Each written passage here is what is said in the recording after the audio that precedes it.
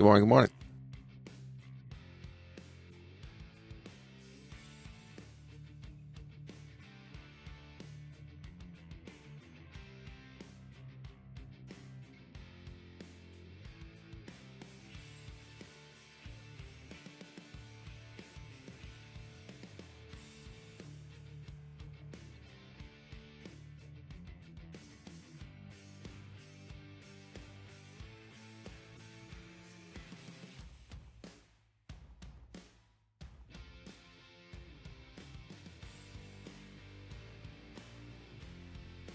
All right. Good morning. What's up? Get going in a couple minutes.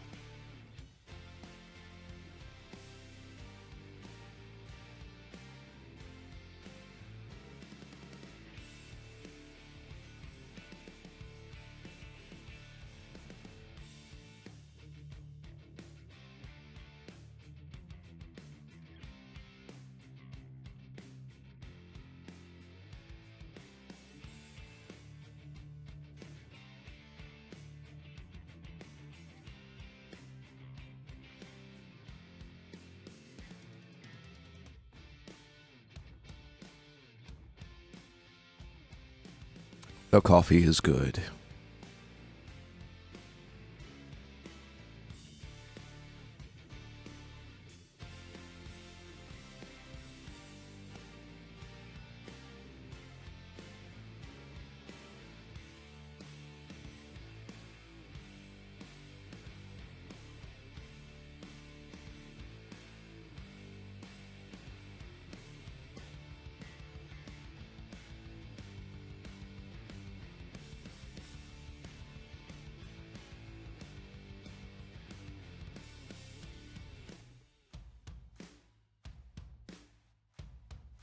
What's up? What's up? Good morning. I'm going to bring up the news.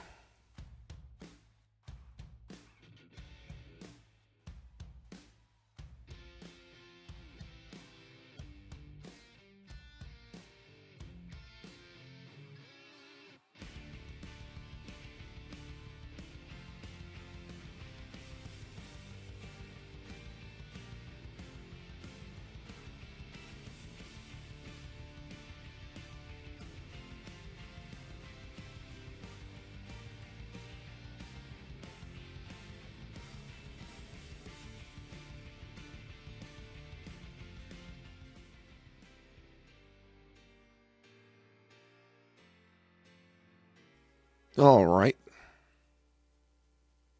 Tuesday, January 24th. We are live. What's this on the left? Little Illuminati thing. So we got today PMI. Yeah, that's the story. High impact news for the pound is coming up in 33 minutes. As far as the London hour trade, certainly has some risk to the situation, perhaps, knowing that.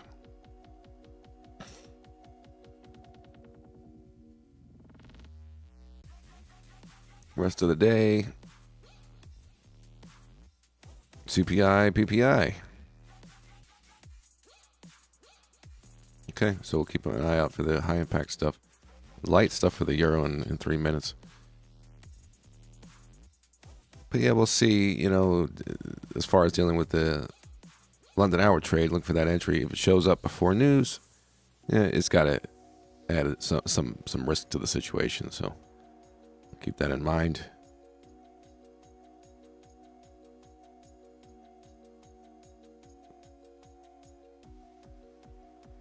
Good morning. Good morning.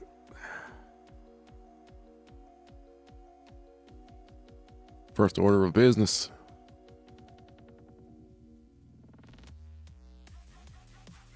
London hour levels.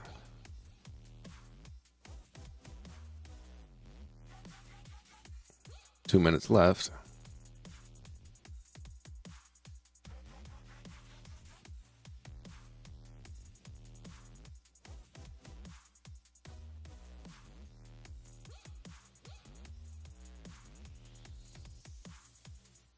So yeah, we'll see if this trade ends up setting up before news, sort of that random element. You know how news can go. You can have the right direction, but it goes the other way first.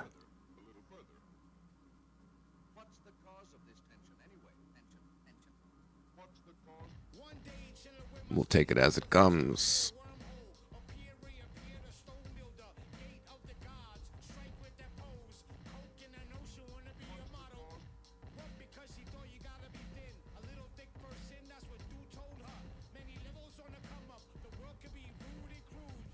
All right, very good on that.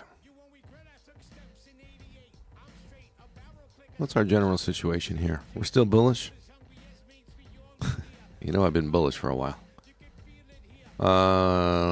We did see some weakness mid last week. Right. That was a short. We didn't really do anything off of that. And then new high ground showed very low volume yesterday. Not much selling there at all.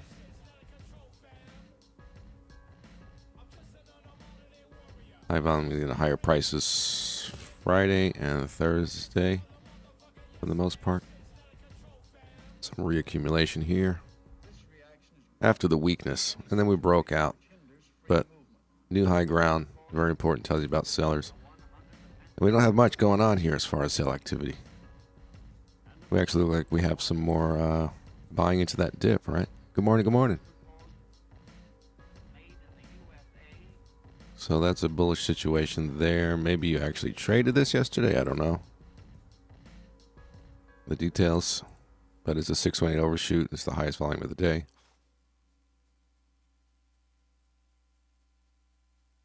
But basically, the information to get off of yesterday, because again, the weakness is it's all the way back here last Wednesday, generally on the dollar pairs. But then we have some buying here. Some buying here, high volume leading to higher prices, especially off lows, some buying here. So you see the accumulation in that general area the last few days. And as far as the up moves yesterday, or rather, the information you get off of this up move, is there is not much selling up there. And again, if we're coming down and seeing some buying, we're likely to continue and do that. That's the overall projection here, very simply put. It doesn't have to go in a straight line. It could come into another overshoot, fake break there before it does it. If they want to buy up some more, right?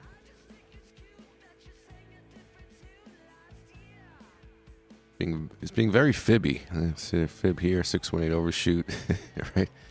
618 overshoot there, 618 overshoot there. It's very fibby. 618 overshoot there. I can just tell by looking at it. Very fibby. There it is. And they like to buy at 618 overshoots. What do you know? I think we do that. Good morning. Welcome back.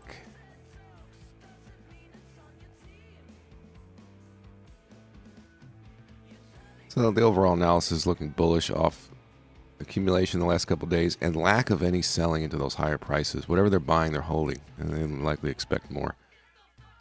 The only question is, do we mark up from here, or do we dip, hit some stop losses, hit some accumulation? We'll see what's going on. But yeah, we do have the high impact pound news in 28 minutes as we're looking for the London hour trade, so adds a bit of element of risk and excitement.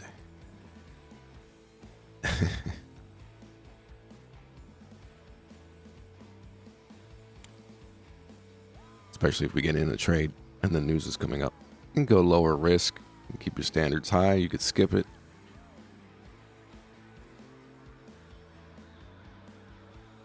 See what it looks like.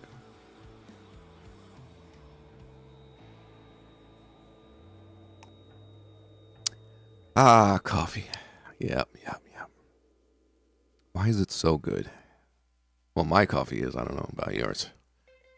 I got the best.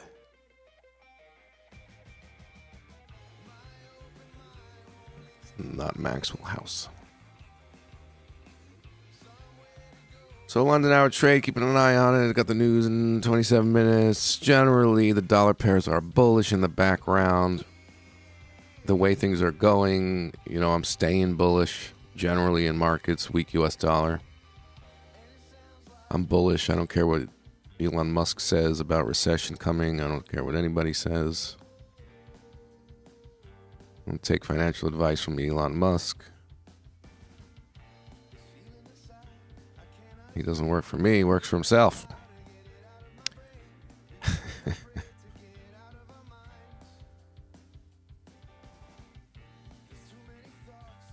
How about those yen pairs? What's going on with those? What's the yen been doing? Trending up, huh? Today? A little reversal action. Generally in a downtrend and pulling back. Okay. See what's driving what here. So this is generally in an uptrend and pulling back against the yen.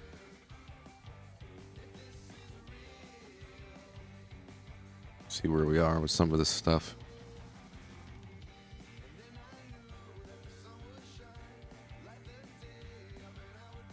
Got to keep an eye on the London hour trade, huh? Okay.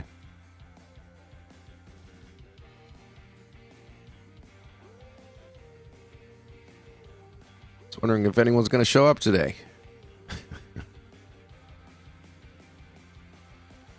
You guys showed up. The crew is here.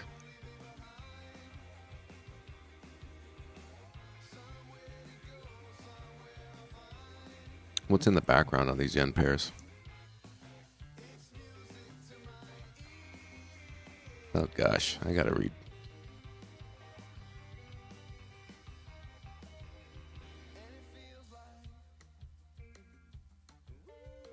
Yeah, it's just a big old range for January, isn't it?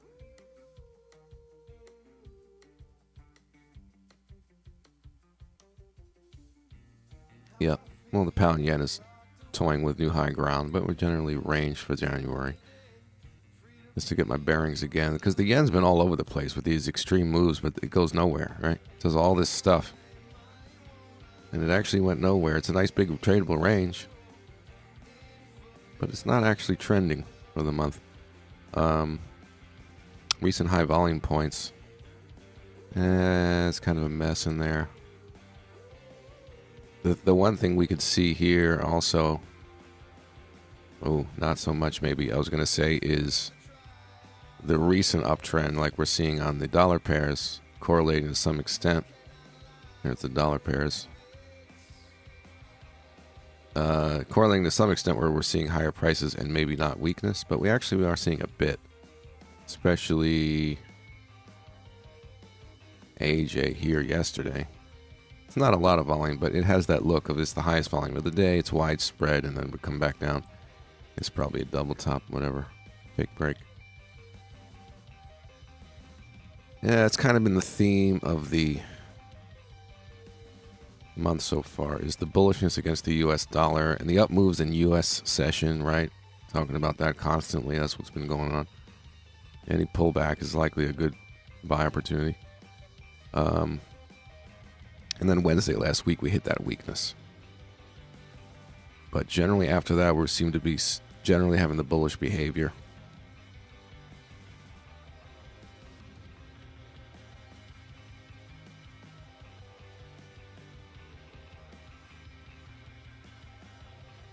Yeah, just a big old range on the yen pairs, though. London hour trade, how's that going?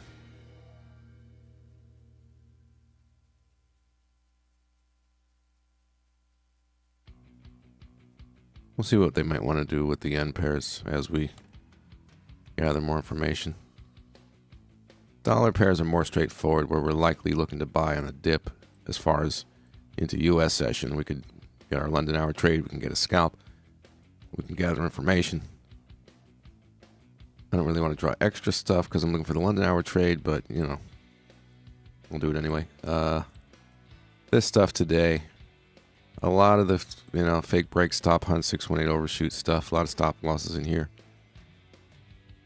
That whole business might go on today. Maybe the London hour trade gets us to short to that point and then buy, perhaps.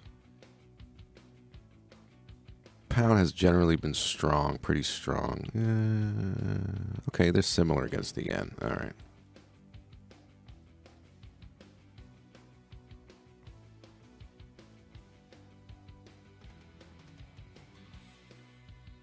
But actually, yeah, it doesn't hurt to see what else can either confirm or not if we get the London hour set up. In this case,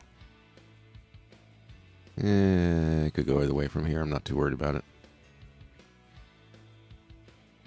Let's see, today's range. I could do a fib on that. Do I want to do that? Range of the day. No, I really don't. It looks so random. What's up? What's up? More coffee. Have I mentioned I like it?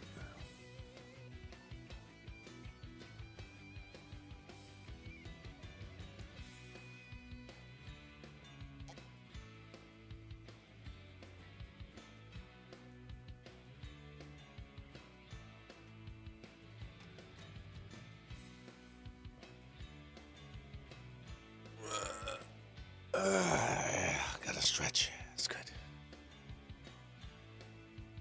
So, the pound yen might give the London hour trade here off the upside, it looks like, off the high.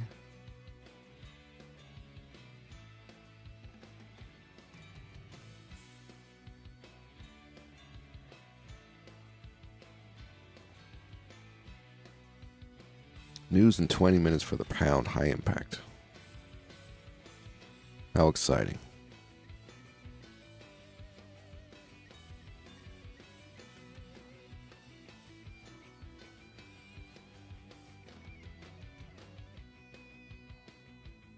So far here we do have a sign of strength into this down move and then weakness on the 14 EMA test.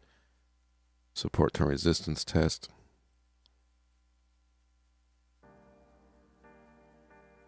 And we'll see if they're accumulating into down moves. That's kind of the most obvious thing that they're going to do. If they do something different, we'll see it.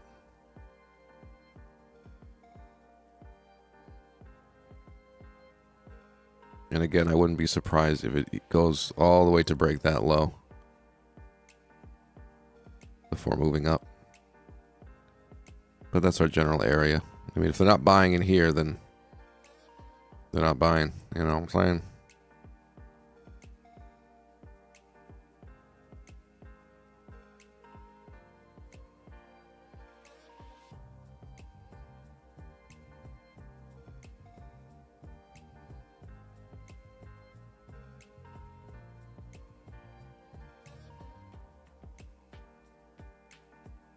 What else is going on? How about those cryptos?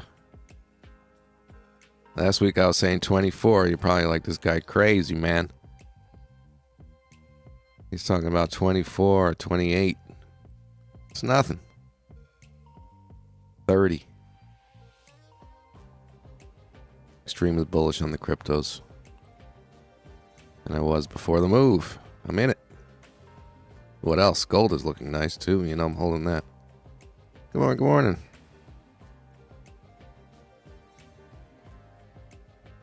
This guy, I'm waiting for another pump and dump on OXT. If you guys want to do it. Look at all these pumps.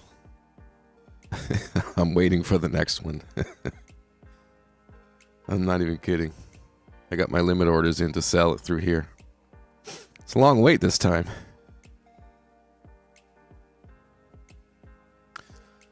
But usually when cryptos are generally moving up, that's when they do it. Rising tide raises all ships and then some on OXT. Pump and dump. So yeah, no surprise there. It's the highest volume. Remember that? November, when everything was so bleak and the FTX and all that shit, right? Highest volume since the Corona buy. You see how you remember what happened after that, right? I think we're good. Should be just the beginning. All right. We're here for the Forex, right? What are we doing? 5-minute chart.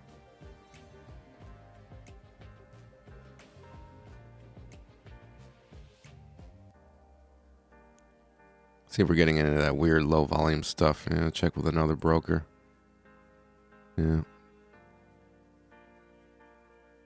Okay, this one's kind of having its low points too. Okay, not too different.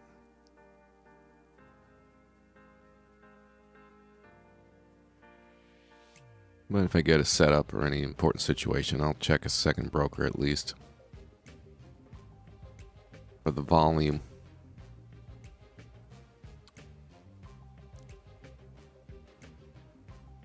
So you got the pound yen teasing the trade off the high for London hour, and the pound dollar at the low.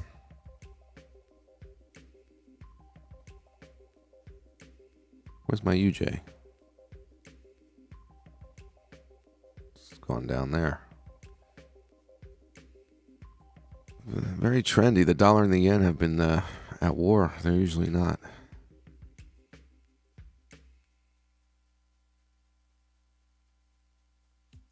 Yeah. Simple projection, obviously, is that strong dollar, weak yen. We'd want to be selling pound dollar, buying pound yen. Yeah. Well, if they break out, it's in a suggested possible direction. We'll see. Good old London hour trade. Who knew, man? What is it? For January, I think the London hour is 6 wins, 0 loss. That's 6 of the 9 wins on the win streak. Hey, we got a win streak, people. Don't get too excited. All right, everybody relax.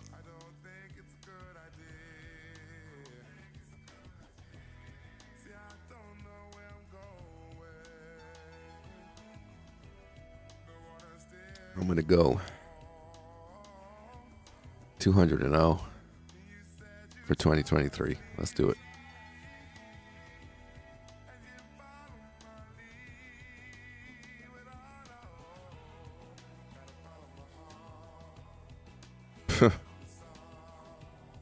That's a funny situation there. Again, the pound high impact news is in 14 minutes. Ideally, what would I like? I would like the news to come and go. There's no setup. And then soon, but not too soon, after the news passes, we get a regular, nice, clean entry. We could deal with, confirming entry on news. We could get an entry now.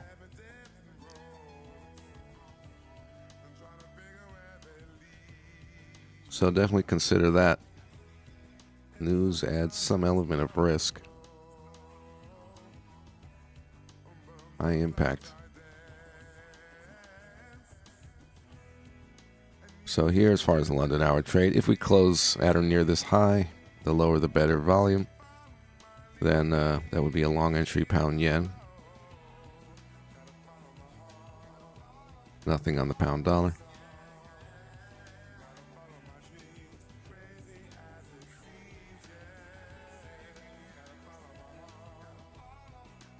It's a little crazy getting into a trade right before high impact news right now. A little crazy.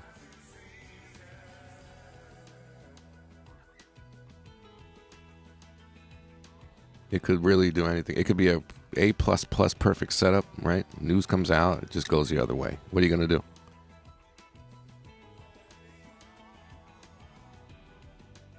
Right. Oh, well, we knew news was coming.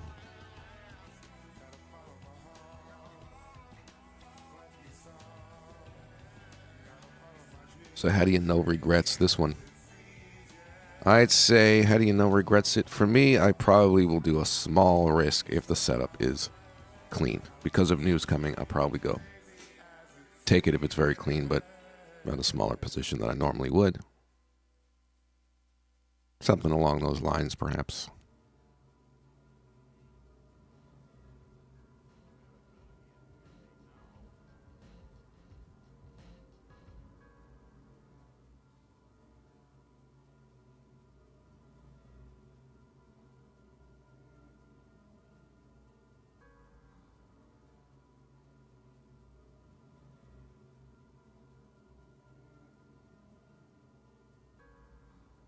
Is the pound actually strong?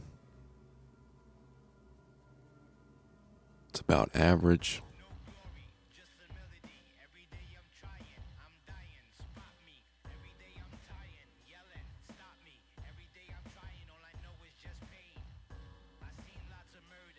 Australian dollars on the weak side.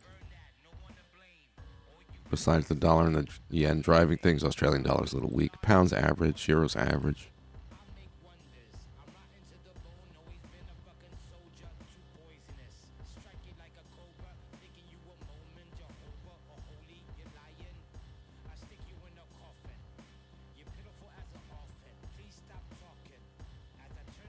So, possible entry. The volume, right? Lower the better. It's about medium, so that's not perfect.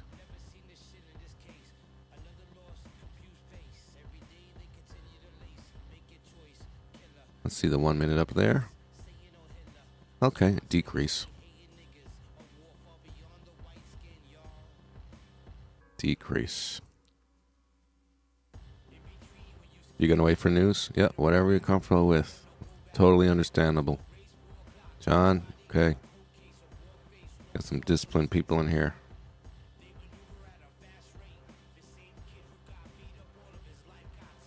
It's 4:20, you know what that means. News in 10 minutes.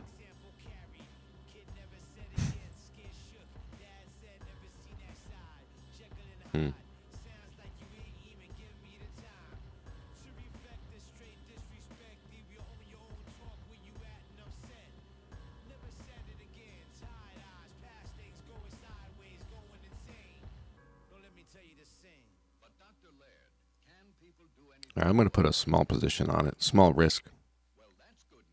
I do like the close. The volume's medium, not high. 1 minute looked really good. I do like that. So I did a small risk, like less than half risk. For me, that's what I'm comfortable with. Get the stop in there quickly at 15. 161.15.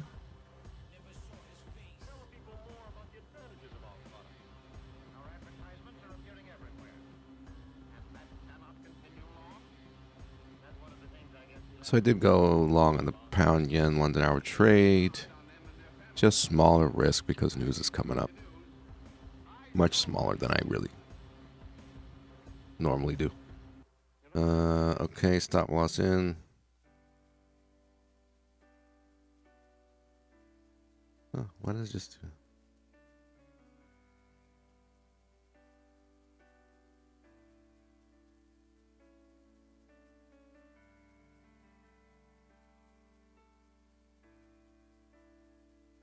Okay.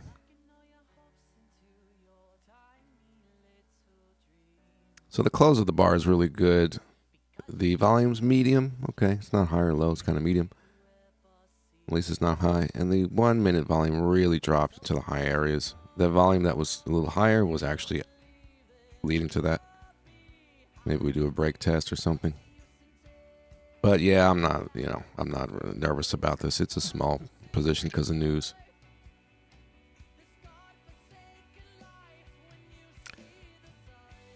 Maybe it wasn't high impact. Yeah, totally understandable if you didn't take it. Like, for real, yes.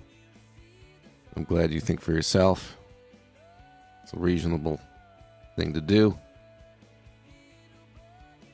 And I probably took like a 30% of, what I can take as far as my risk tolerance. So it's less than half of a normal position. So for me, I'm happy with that.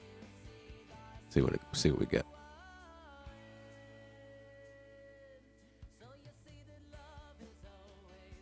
Did the pound dollar do anything? Okay.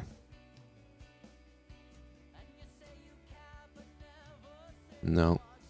What else is happening? Yeah, this probably coming down off that weakness, and then we'll see if buyers really are all over this down here like they might be today.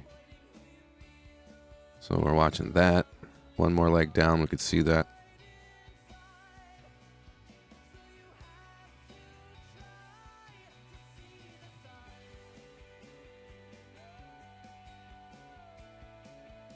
How is the pound compared to everything? It's nothing special. Okay.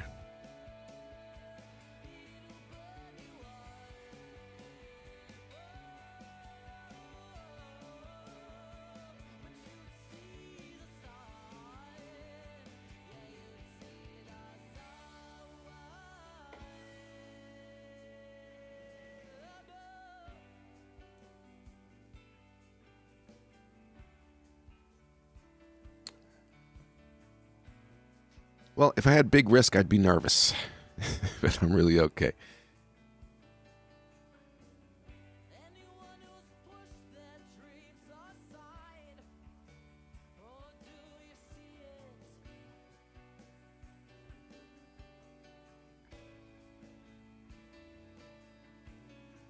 Mr. Grayling. Yes, sir. 30% of max risk. Important point. I mean, a loss is a loss. It'll end the streak. Oh, nah, no ending streak. We're doing it today. Come on, 10. We're going for 10. You choosing your zones based on previous high volume. You waiting for secondary to choosing your zones? What zone is that? The gray box or the yellow?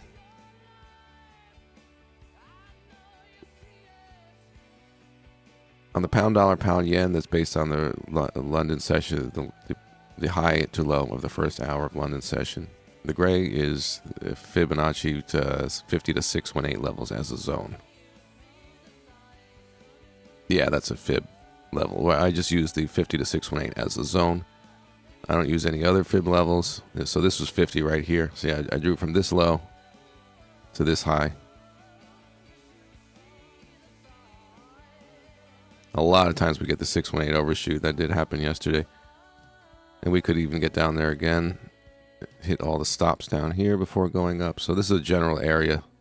If we get down there to see if the buy activity comes in and if everything's going according to plan, reaccumulation into markup again, which tends to happen in these areas.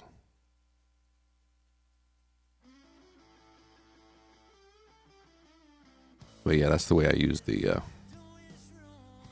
fibs, not the other levels. I feel like they're useless. This is here, yesterday's low to this high. You get a zone. EJ didn't do EJ.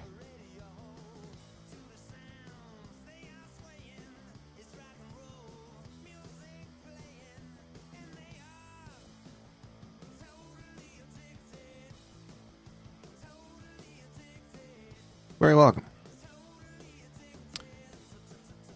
Typically, retracements and trending moves, especially like larger time frame stuff, will go either to that 50 to 618 area, and you'll see, let's say it's an uptrend, you'll see like demand buying coming in to continue it, or it's going to do double bottom fake break patterns where it pops through previous lows if it goes through the fib.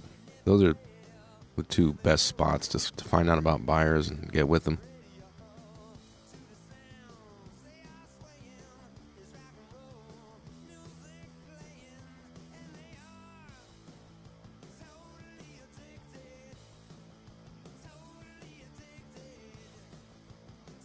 See what we got going.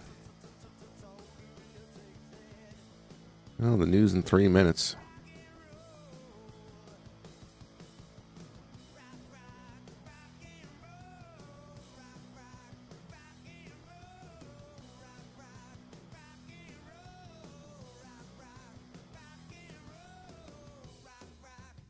Well, I guess the news is already messing up what is normally not going to do this. But here we are. Like I said, it's about 30% of my max risk. I like the look of it. Good enough to get in, but only risk a small amount, especially because of news. So, no regrets. That's fine with me. 2 minutes. And I really respect those who did not take this trade at all because they're being disciplined. I definitely respect that. And you may be right in the end.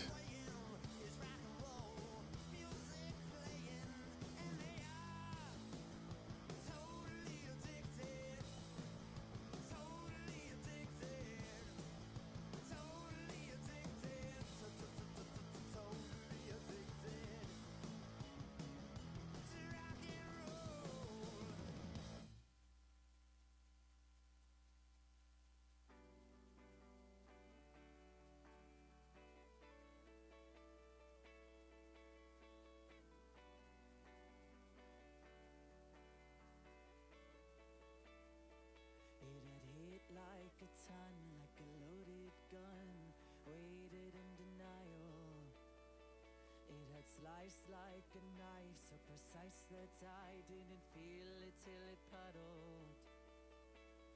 And one more chance would have never saved us or made it right. So when I finally found the strength to leave you, I left that night. I left that night. So say hello to your My stop loss is 30 pip, 16114.2. I don't know why I thought it was 15, but it's 14.2. Well, that's okay. I'm out. Ooh, there goes the news. That's all right.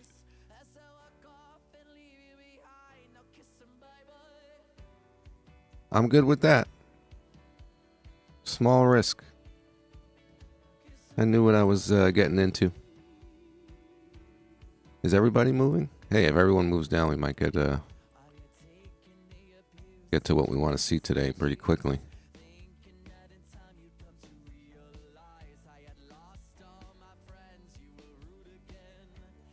Well, good job on those that are like, I'm not effing with news. Good move. Should be very happy with your decision.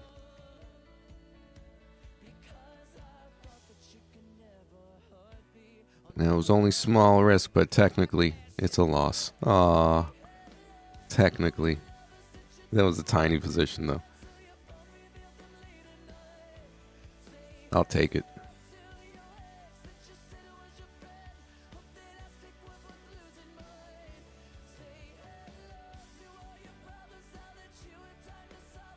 No regrets. Exactly, Mr. Dean. If I had gone full risk, I would feel like an idiot. It was about 30% of my max risk. That would be regrettable. But also, I feel like if it played out on news and the setup was there, I'd be like, why didn't I at least put something, you know? So that's my thought. But I'm good with it, of course. Enjoy my coffee. See what we get next. Down moves would be good, like I said, especially on the dollar pairs to see if the buying comes in. Yes, yes. See where this stuff settles. We're only 1 minute in.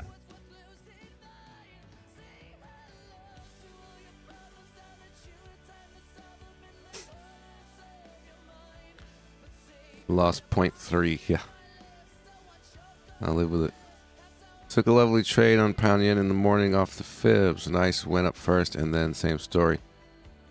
EU spring. Hopefully swing overshoot. Yeah. We're getting the lower prices that we want to see nice and early. You took a pound yen off fib. This one? I think you're talking about that, I guess. Let's see where we go.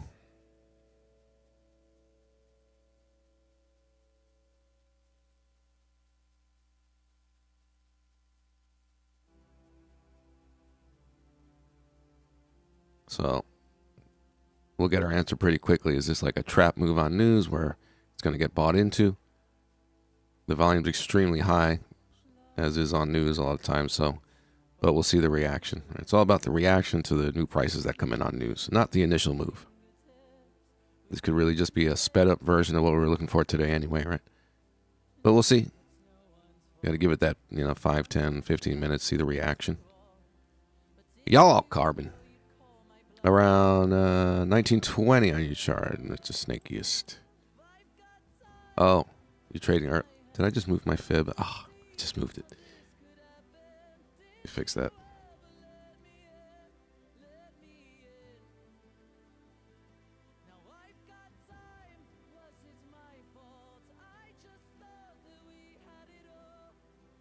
$19.20. Oh, you had from this low to this high, and you were here. Okay. I don't trade that time of day anymore. I think it's very risky. But I see. Especially right here, this time of day here, you can get really dead. Like you start off with some activity and then you get really slow until about, Euro Open. This time of day is really the quietest. Let's see the reaction to the prices coming in on news. That's the first thing. Do they get bought into? This is textbook. If we get this demand down here, it really might do this. It really might. So I would like it to get down there. So ideally, if I'm getting in off of that, I have a stop loss out of the way.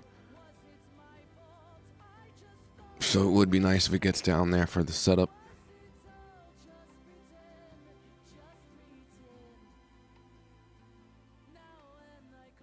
Meanwhile, we do have this for the moment.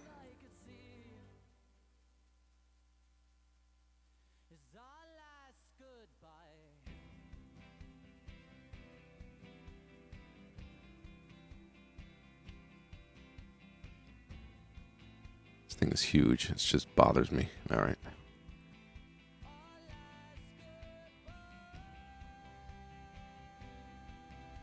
Okay, so we got the close on the news bar. It's high volume as expected. Is it a sign of strength? Double bottom fake break. This little 618 overshoot, this 50 pip. Pound really took a hit, It's all about the reaction, though.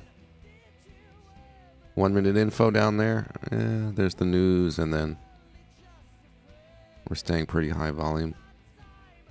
But basically, if it confirms strength, then we're looking for the test for sellers.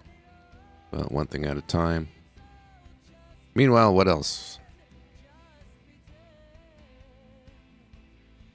Dollar pairs moving down will be good. What's up with the rest of the yen pairs? Not much action there. Okay.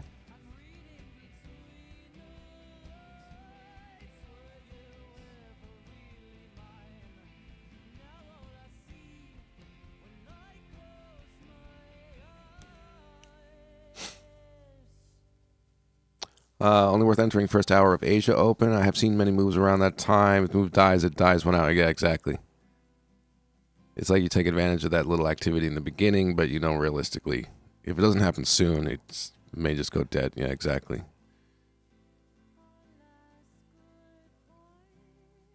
No, that's the pattern you typically see. Yeah. And then you have periods where Asia session's a little more active than usual, and periods where it's slower than usual. But generally, yeah, you get that first hour activity. You may even get something that looks like a good setup. It barely plays out, and then it just goes to sleep. And then you start to pick up for the euro. Yeah, that's typically the behavior. So I just stopped doing it.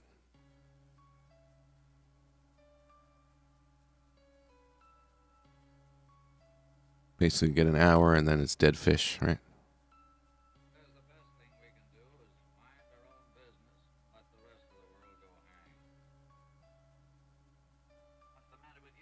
So on these down moves, now that we're past news, we can start to get back to regular volume.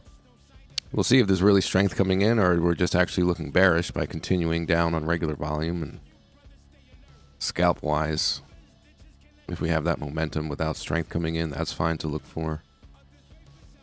Take it as it comes. But at least we got to some levels, got to some new areas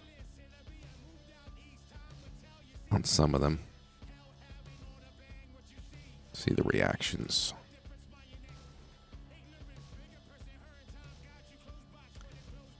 Maybe somebody living in Japan. What's interesting is that the Asia session is fairly slow, but for the entire session, whatever goes on with the yen tends to push around, drive around anything else against it. So it's kind of a weird thing.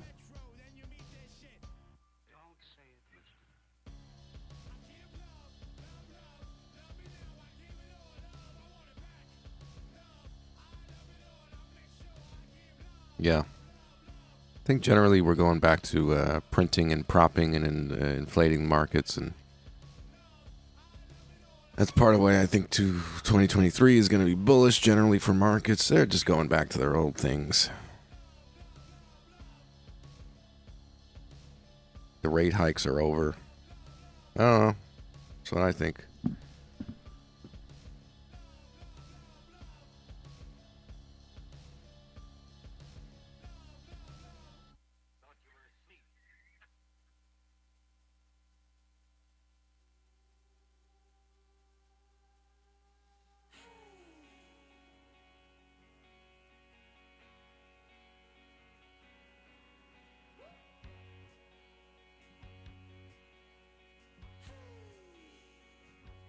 A bit of a mixed response if you look at the pound dollar. Closing near the low and then continuing. So there's certainly not demand overtaking price there, that's for sure. At least not yet. Here we got sort of a sign of strength, but it's barely convincing. But if it does a fake break, there's lack of supply on the test. We got to get convinced.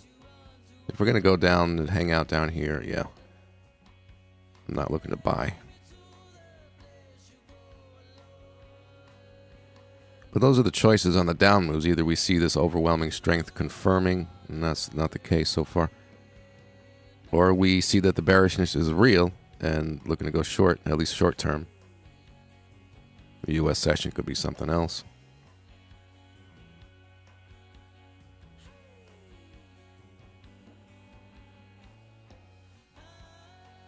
Meanwhile, it looks like the pound dollar confirmed the London hour trade here. I didn't want to get in a second one. Closing out near the low, volume's pretty low.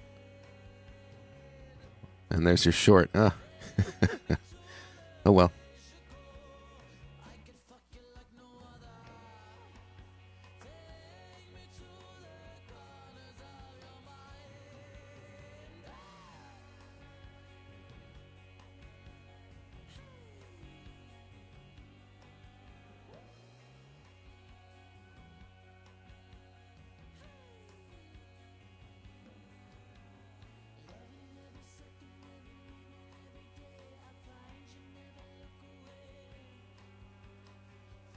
So the high impact news was 11 minutes ago. It's looking for things to settle and get the next piece of information.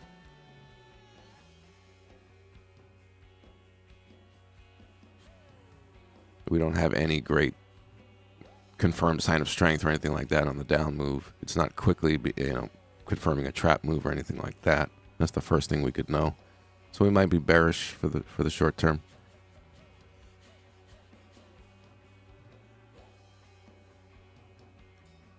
Guys, you talk about the timing of placing break-even stop. My loss today was largely due to me not putting break-even stop when I was 0.5% up, risking 1%. If you notice, it has to do with the variables of the situation. Sometimes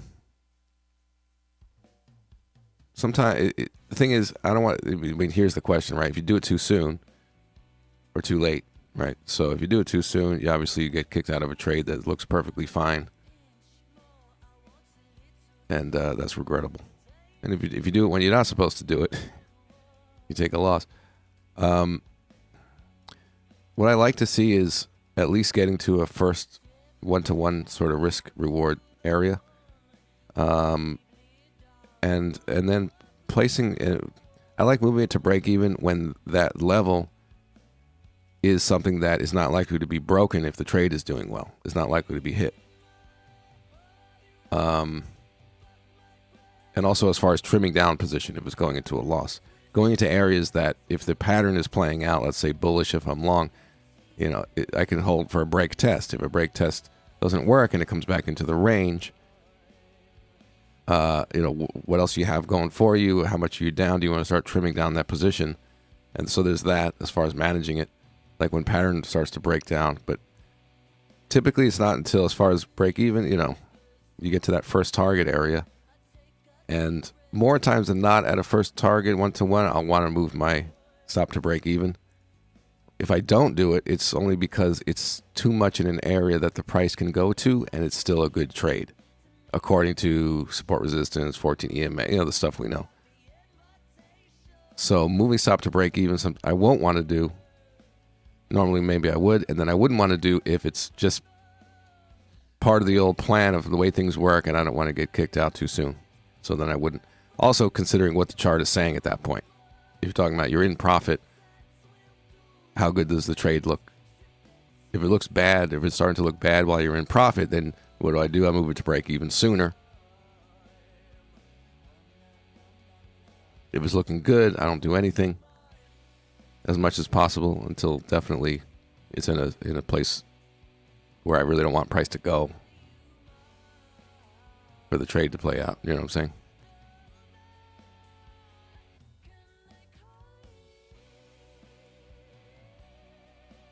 So kind of a complicated answer, but it has to do with that. Like, is it okay for price to go there? What's about the 1-to-1? And what is the chart saying about the health of the trade? Scalping, has to be small on scalps. A lot of times you can get away with, you're talking about a 5-minute chart, like a little fake break. Like let's say allowing for the fake break is a lot of it. Just because, how much that happens. Beep. What is this? Hi, Daniel. Okay. I see that. I guess not placing the stop loss today was the right decision. Based on the information you had at the time and not hindsight, that's what you got to decide. If everything looked good and you were not at 1-to-1 and the trade was looking fine as far as the information, I wouldn't have.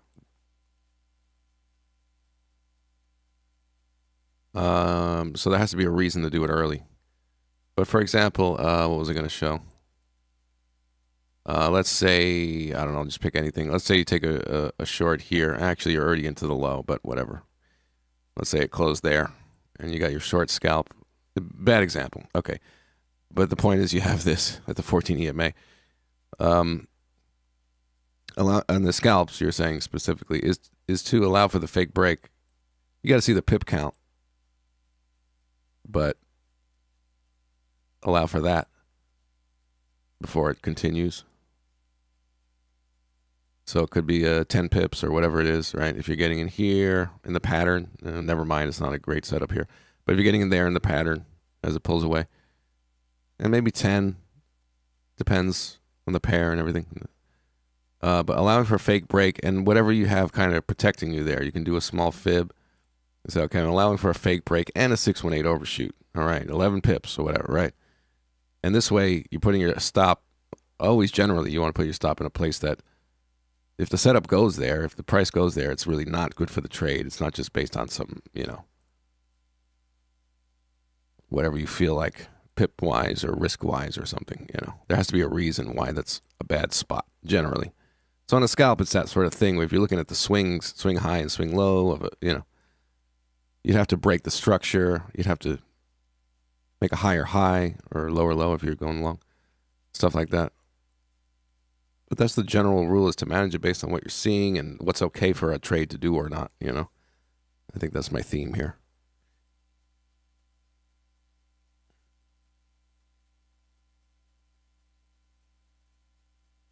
Hopefully that answered your question.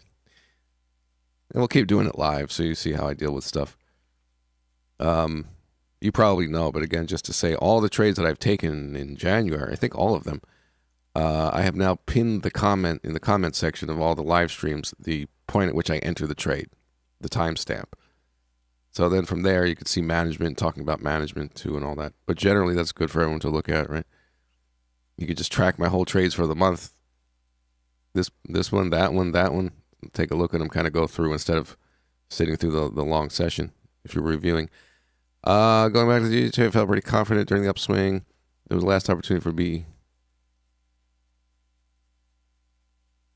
Yeah, I mean, the time of day just sucks, in my opinion.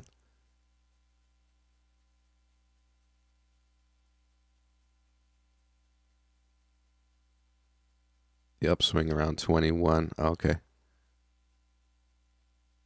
Yeah, and then it just died. And then you're going with the wind.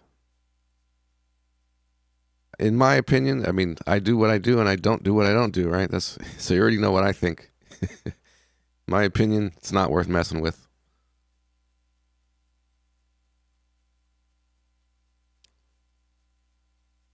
Prices are coming down. That is what we wanted. Bullish environment. And let's see if we hit the reaccumulation. Euro dollar, we had this marked way in advance.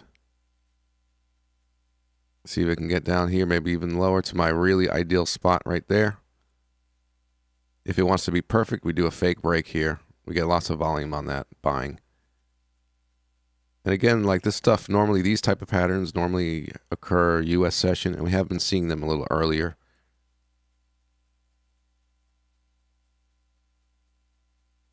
In January, right? These sort of patterns. Wow, this guy really went. Again, the fake breaks happen so much. I want to be aware of that. A bunch of stop losses on long positions are right here.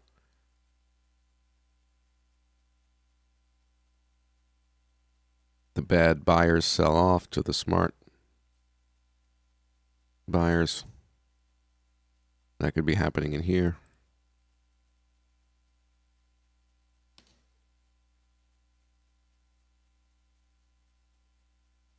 Snake is very good.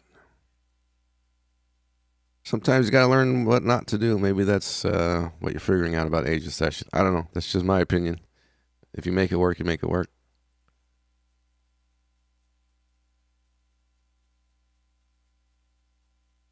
Very welcome.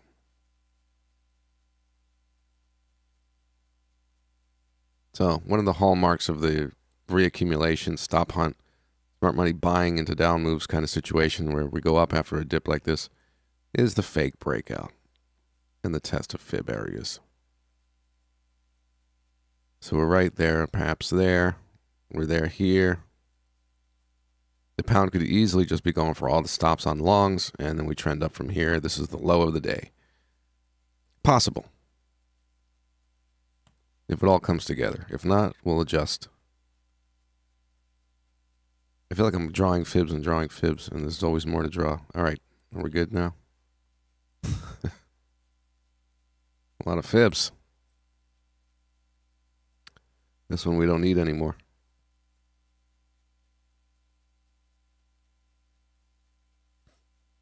Like I said, most of these moves, when they're reaccumulating, if you're seeing generally bullish environments and prices coming down, they're either coming off the 50 to 618 fib area, hitting demand and moving up from that, or going back to a previous day or two to hunt just below the lows.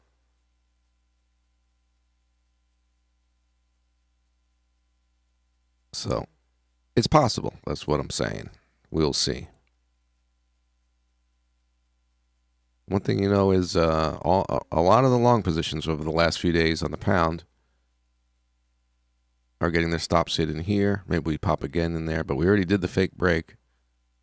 And it happens so much. It seems like the pound is maybe doing that more than others lately, right? Look how many consecutive days you have a swing low, fake break, up. Swing low, fake break, up. Swing low, fake break, up. Okay. The pound loves to do this, doesn't it, lately? It's all over the place. There's a low. Is that a fake break? There's a lot of that going on out here.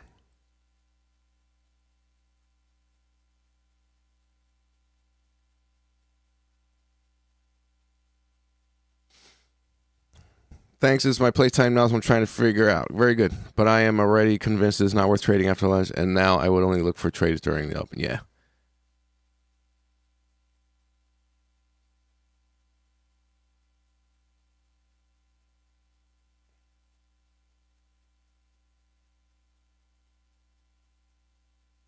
Okay. Getting the prices we wanted sooner than I thought. What else news-wise are we dealing with?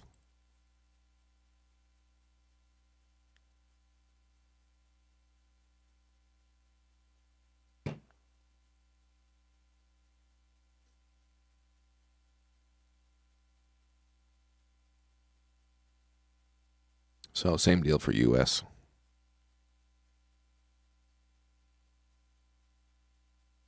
Five hours from now. This is going to happen tomorrow for me.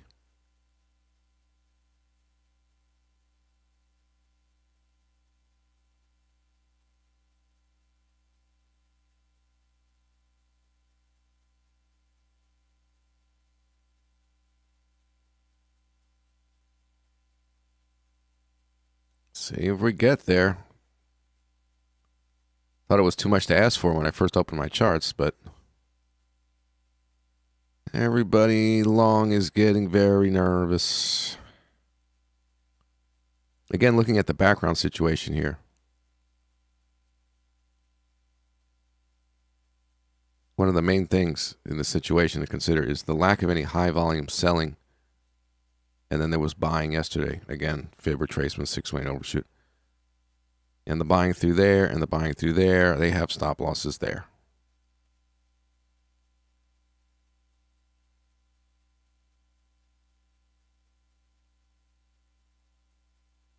So they could sell off. Smart money could load up, get more at a better price, technically, nice and low. The line will will it into existence, says John. There you go. Is that how it works? If only.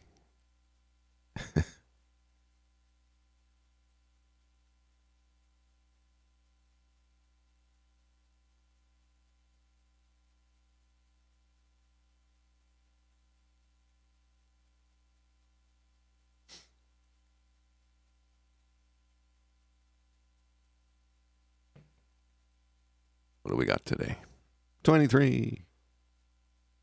We're blowing up on YouTube.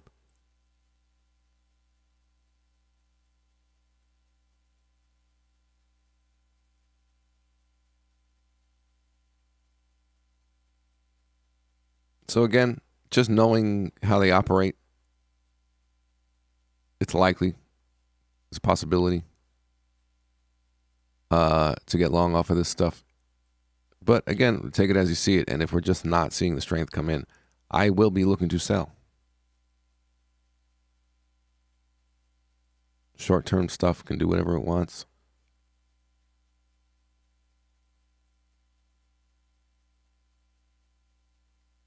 Line trading 101, yes. $0 sell. All right.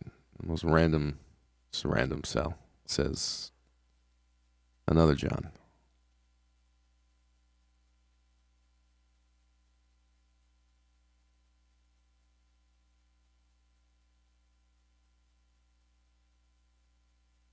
So yeah, no random trade calls. Thanks.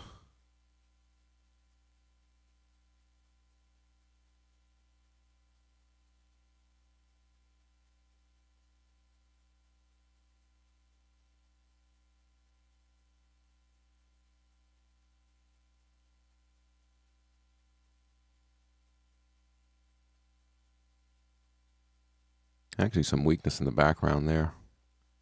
That's on AJ. That's not on everything. Yeah, for the most part.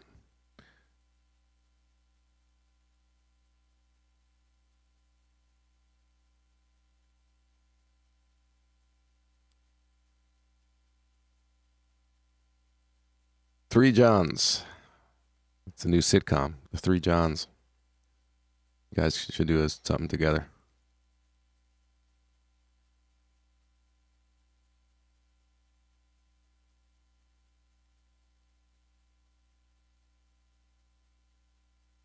Three Johns Pizza.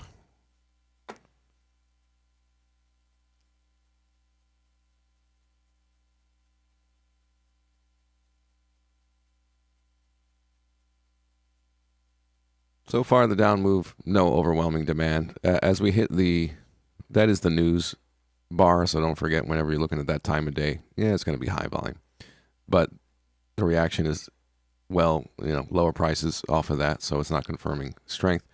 And these lower prices are going back to regular volume here. We're not getting rejected on high volume. So for now, there's no reason to think the move's over. There could be a scalp entry off the 14 EMA down to that spot at least, if not more, but maybe there.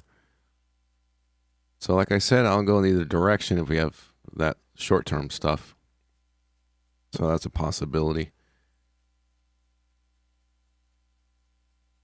At this point, it's like you've seen there's some demand into the, again, that's the news bar, so don't only work off of that. These are lower prices, low prices, medium volume, right? And the price rejection isn't there. the immediate rejection of getting bought up. So for now, I wouldn't, of course, bet on a bounce. Definitely not. Most of you know what a bottom should look like. That's not it. So go with the flow, as we're talking about scalping now, right? If we get the high volume, the higher the better. Strength, especially on the fake breakout stuff, then we'll know it when we see it. Doesn't have to be as high as the news volume. That's very high. Highest of the day besides that would be nice off of a low before we really consider it a reversal sort of strength, right? Get a lot of volume. Otherwise, I have no problem going with the flow if it wants to go down.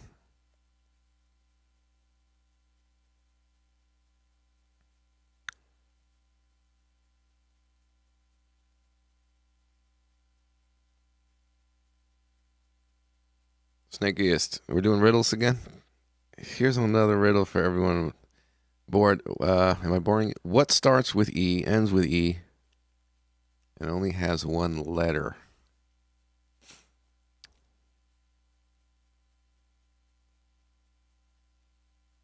E. Just E. I know that's not the answer. It's too boring to be the answer, but E.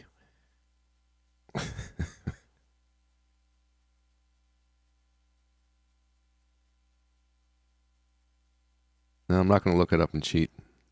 All right, so what is it?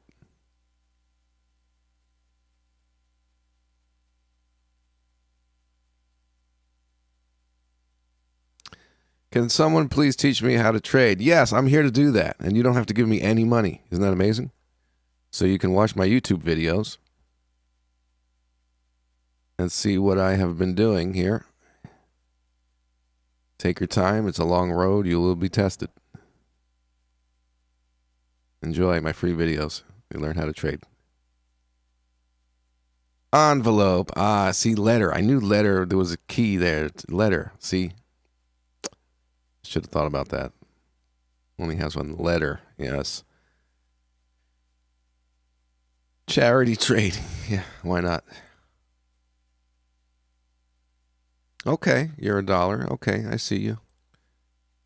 This is a real deal move. It has real momentum to it and good structure. The low price got accepted on medium, low volume, no rejection initially off of these areas, especially being in a fib where we could have seen buyers. So that's a possible short scalp. I mean, a perfect day would be scalp that down, see climactic volume, get out, and maybe get the long entry.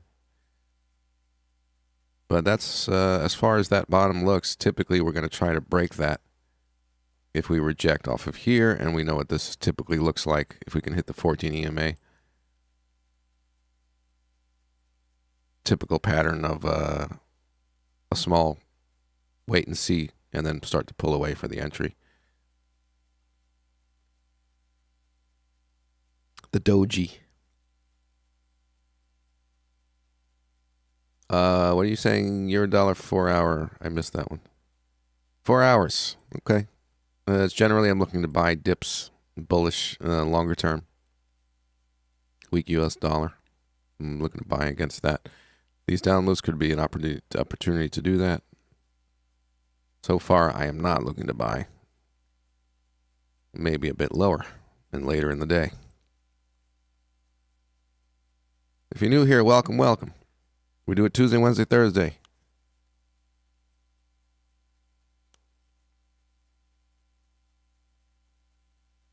I'll let you know my trading activity. I explain what the heck I'm seeing.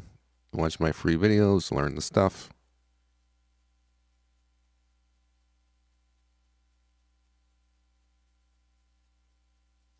What's the deal, everybody? Like, are people getting this? Or people not? I don't know. I feel like maybe I'm missing something because I'm sharing everything I do. I mean, you got people like Wixie here and there. I'm not trying to be an ass, but some people just, they're getting it. They're doing it. I don't know. Maybe some people don't have the time it takes or what. I find it very strange when somebody asks me about something that I don't use. I'm seeing it all from a different perspective. But if I saw a guy doing this live, I don't know. I know what I would do. I don't know.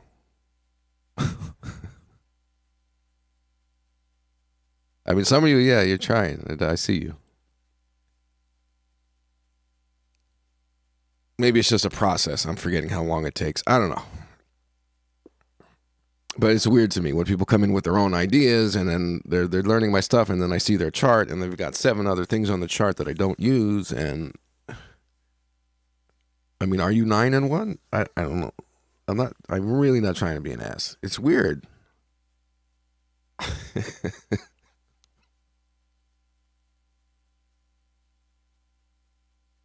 Your trading room, Ricardo, very good, improving. New here, getting plain, don't stop, very good, Glenn. Volume trading is strange. To be honest, I'm getting it. I just need to be more patient with entries. Okay. Takes time. I'm here.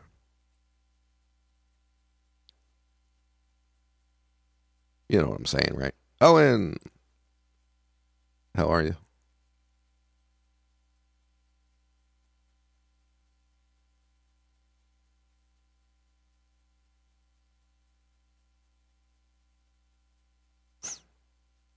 Your friends think it's trash. Oh, volume trading. So I'm just really lucky? How do you explain? I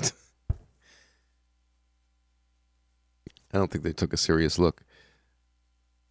Sell Eurodollar now. Nah, no random trade calls. Thanks. We're not doing that. You have no accountability, so that's not going to work. Your friend sounds open-minded. I'm still understanding the background, so I know where to look for action. The math of risk-reward. Good risk-reward is helping to keep alive, keep learning. Okay, good. Compared to what? Volume trading is trash? Yeah, compared to what? Bollinger Bands. You're lucky one, give it a shot. Cool.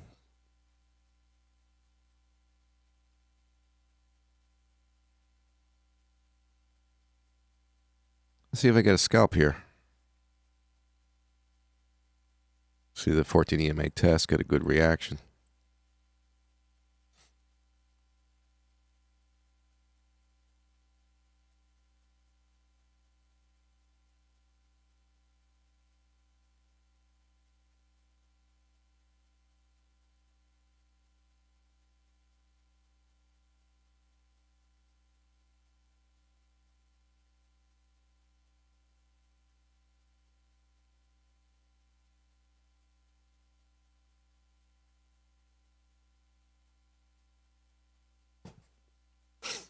John says sell now again. Really, John? John, do me a favor. Can you live stream? No, you're probably not going to. So, I don't know, guys. What are you saying? One more warning or?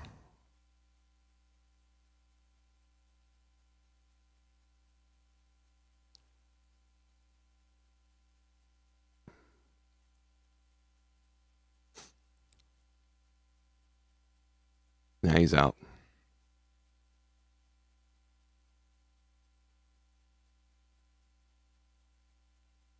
I mean, if somebody wants to make a case for why they expect a move to happen, that's fine. Not Eurodollar sell now. No. How annoying. Come on, man. Stupid. No, I deleted it.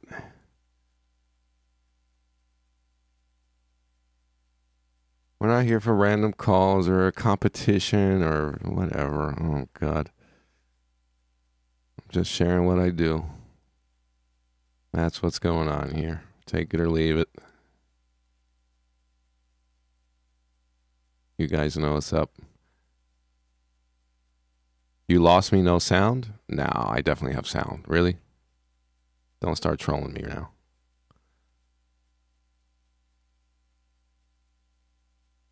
Let me know if you have sound. Anyone confirm in the chat.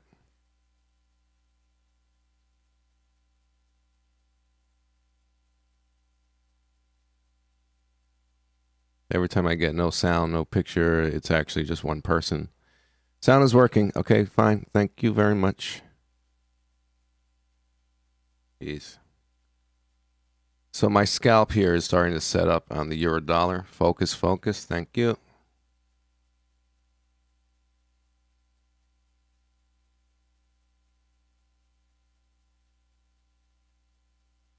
Okay, so I'm in that euro dollar short scalp. I'm going to allow for a fake break on the high, as I was just talking about earlier. So I'm in that euro dollar short, and I'm going to put my stop at, let's just get it in there. Let's see here. 70.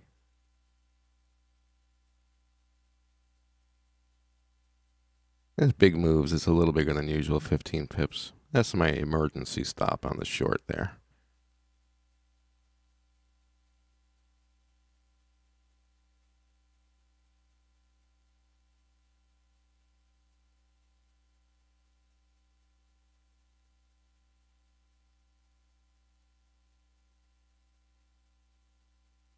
Okay, so I got a position on that.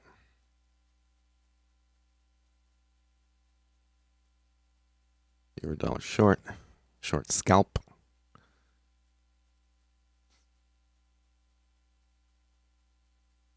What up? Yeah, I definitely didn't. Yeah, if anyone's having visual or audio problems, make sure that it's not just you before you start telling me, and I got to start checking everything. Thank you. I feel like it's a troll. It happens at the worst times.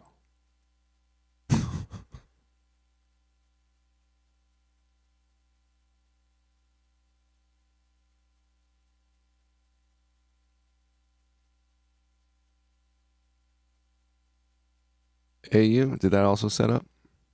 I don't like the lack of momentum here. Not at all. You want a nice move and a pullback. This went sideways as the 14 EMA got pulled. Very different. Very different. If you know the look at the scalps, no.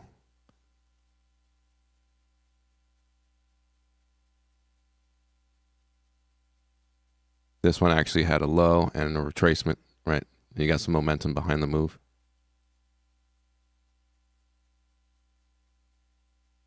That's the way it's got to look for me. Very welcome. Yeah, on the longer term, but yeah, John, fact. Yeah, on a perfect, if it was a perfect day, we drop down off of the scalp and we hit maybe highest volume of the day besides news, because that's news, rejecting low prices, then I would consider the long as planned. But I really need to see that volume come in. If you look at the pound dollar, that's not happened, right? Besides the news, we're kind of medium here. We got this volume leading to lower prices, so nothing about this says time for the bounce. But yes, ideally we do get that. And if not, like I said, like I put my money where my mouth is, I'm looking to short for the short-term stuff. And if the long doesn't set up today, so be it.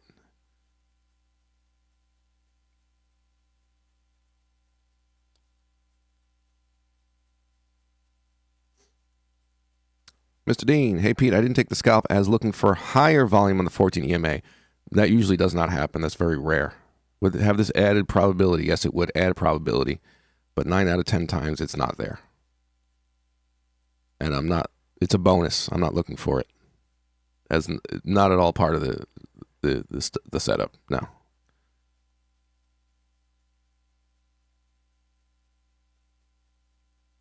You can predict or tell when high volume is coming other than news. How? I can?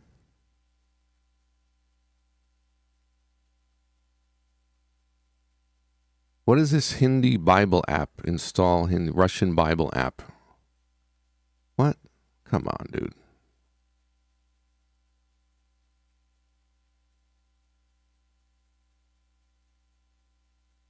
Install. Install your mama. All right. Let's do it for Bible app guy. Install the Bible app. Come on, everybody. You're going to do it, right?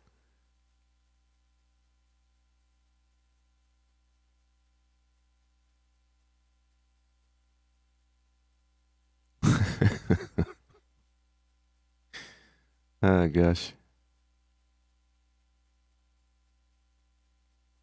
So at the moment, got a short scalp euro dollar. Looking for another leg down. That's why it's a scalp. Anything after that is a bonus. We'll see how it reacts. Pound is not done. I'm not surprised. We certainly have no reason to consider buying.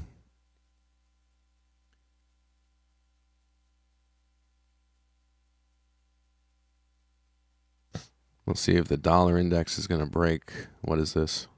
Nothing. The high of the day. And if this does a leg up, the euro dollar hits its target. So let's do that.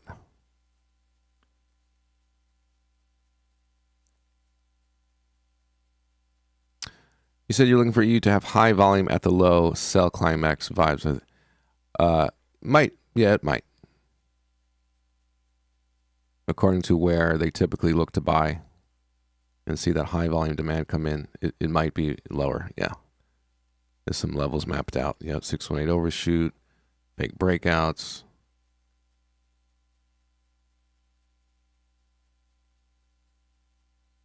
What else? This guy into the fib area, 618 overshoot, wherever that may set up there. We're getting to these zones where if big money's looking to buy, they're going to buy maybe just below here or whatever, right? If. So we have to see. This guy did a fake break here. It's got some decent volume on it, actually. And that's one of the areas. Nice to see a correlated move, though, if that's going to happen. Yeah, we want that to happen for now, short term, right?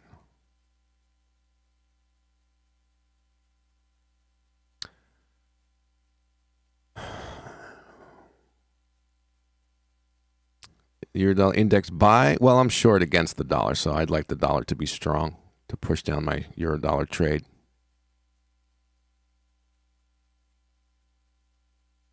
Ideally, we have weak euro and strong US dollar. Then we'll have a nice high probability, nice move. Right now, the euro is a bit weaker than the others that we're looking at if you just compare some of the action against the dollar. Maybe a bit, but not too much. It's pretty much this driving things. If this can break out, then all the dollar pairs will come down.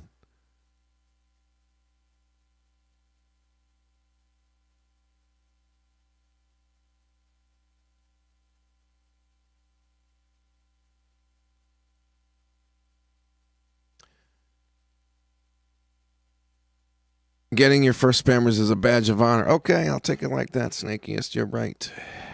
Just wait till I get haters. I already had a couple of those. The chat is weird, and Carbon is not even saying anything. Carbon, you got to regulate. Okay, so you're looking at high volume at places of demand. Yes. It may or may not show up, but you get a read on it if it's happening or not. Yes. Not yesterday. Last week. What was it, Wednesday?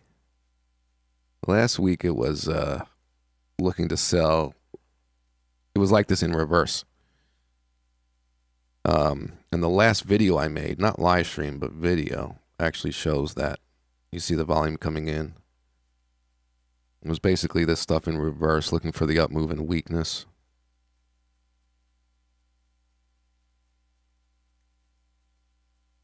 All right, so keeping an eye on the scalp action here.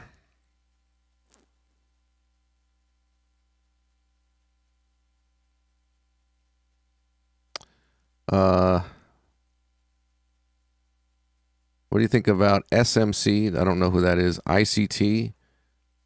From what I can tell, he's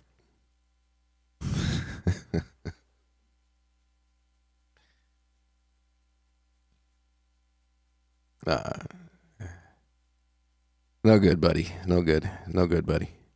Can you explain how to analyze volume? Yes, you can watch my channel and you can learn from that. Volume is the measurement of activity in the market. If activity is high, activity is low, activity is medium. You know who's doing what. Typically, high volume represents large positions, big money. activity that you should pay attention to.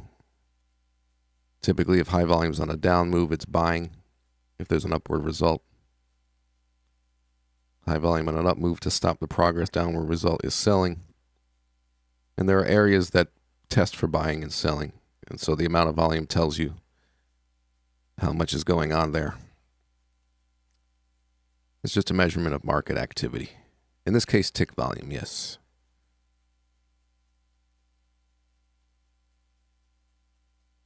Yeah, no, I mean, I really don't want to get into it, but just for the sake of not having you guys waste time, or worse, ICT came to baby pips in about maybe 2011, and he basically ruined the site with his sock puppeting and whatever he had going there. I mean, the whole site got dumbed down to theories and shit that nobody could trade. It's just repackaged information. I don't think he can trade. ICT, if you're listening, don't turn your psychoness on me. Just go live your life. It's fine. I don't care. I don't want to do a trade-off competition or anything.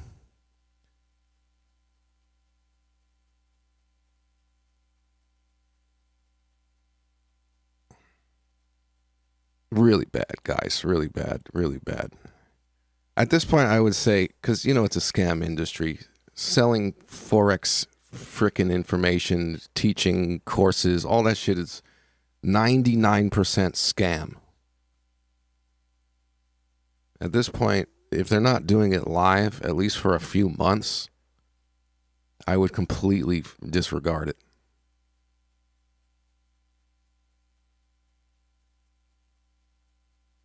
If people take information that's good and they repackage it and it looks like they know what they're talking about, it does not mean they know how to trade.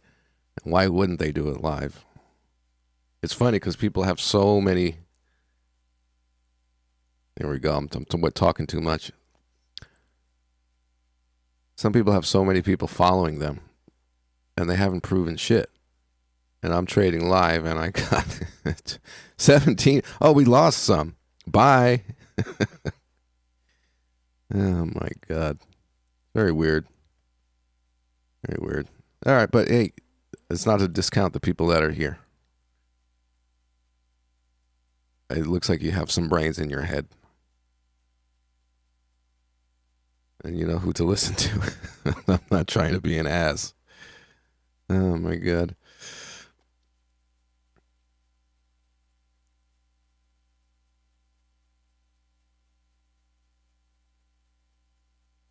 SPX, I don't know who that is. I don't follow traders. I like to be in my bubble. I'm the complete opposite. I only know about ICT because when I was on Baby Pips, just helping people out, posting stuff, as I was getting better, sharing it. And he just literally ruined the site.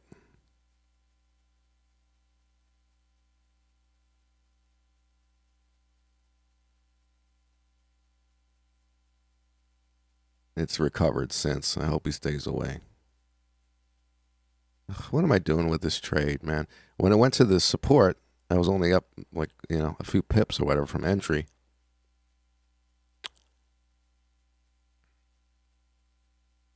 So I didn't move my stop to break even. There was no issue with it. There was no high volume. Let's see. Is the dollar breaking out? Guys asking me these questions while I'm in a trade trying to manage a scalp. That's all right. All right, carbon's here. Everything's okay now. Like off the OG. Seems so. A little buying on a fake break. Double bottom. Sitting here talking bullshit.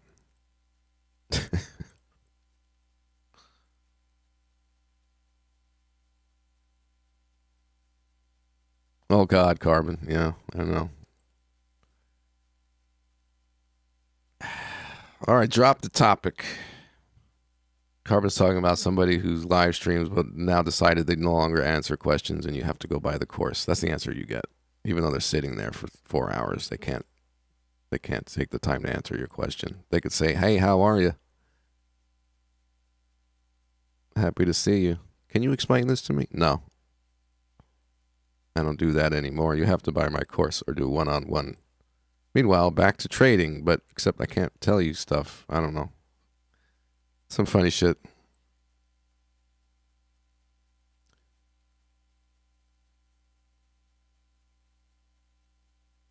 All right, can we focus on the charts now? Goddamn distractions.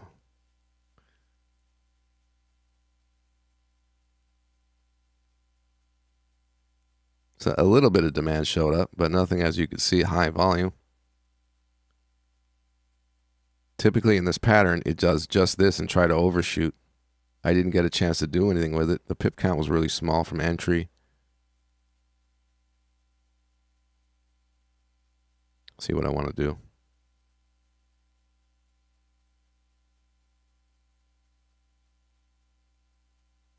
It's a nice break test continuation. But again, in this case, the stop loss is in a place right here where you'd want to get out of the trade. I put it in at 70, so even it gives a little room here. You know, scalp. But as far as break test continuation, right, staying below this level. So we actually end up with a bullish pattern of a failed breakout if we're back to here. So my stop is in a place where I'd want to get out of the trade anyway. You know what I mean? So I'll let it do its thing. As long as we're below here, we're maintaining the breakout.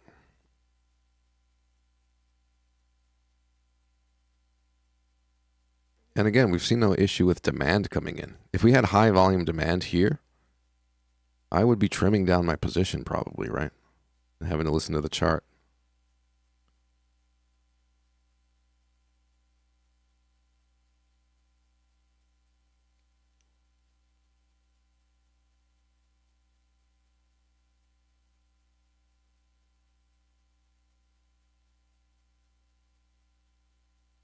Yeah, what the news move was an hour ago.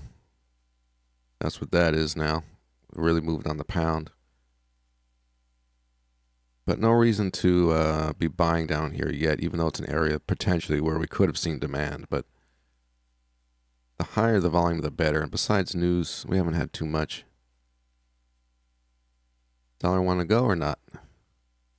Draw the line, it will go, right?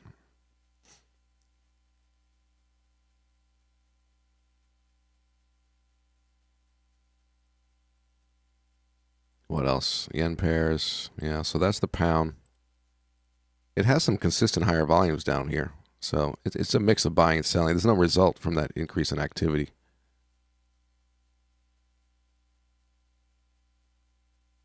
Ideally, again, for the buy, it's another pop down and really hit the high volume stuff.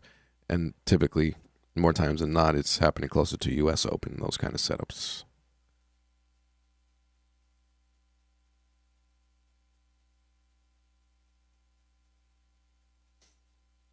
I'll be back in a minute. Oh, the music.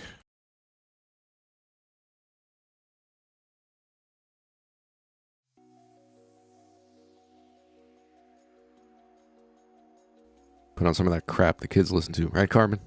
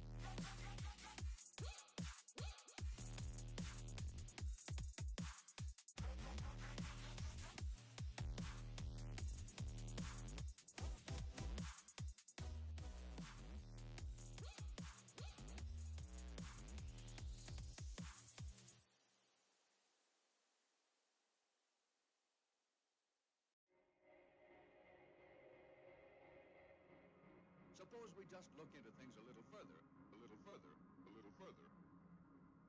What's the cause of this tension anyway? Tension. What's the cause? One day, chilling with my space brothers, I traveled through a wormhole. Appear, reappear, the stone builder, gate of the gods. Strike with that pose. Coke in an ocean, wanna be a model. What? Because she thought you gotta be thin. A little thick person, that's what dude told her. Many levels on the come up. The world could be rude and crude. Just seen a homegirl throw up.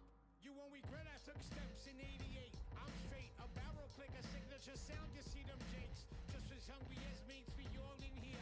A divided boom, you can feel it here. 7 monks amongst creatures that took the night. Only one can explain the details, dark lights. Behave yourself, you're caught up in the junkyard. Your peace robber, man, my man. All right. Yeah, the pound dollar hanging out at the lows. It's probably not done with the move. Again, either we're going to see some buying into this area, and if we don't, then I'm staying bearish, short term, medium term. Let's see, maybe U.S. session. But that's still the general info. This move has not rejected, reversed. It's accepting the new low ground, some of these, so. That is the short-term direction for now. It is not a trap move. It's not showing strength. See if your dollar behaves. This guy needs to break.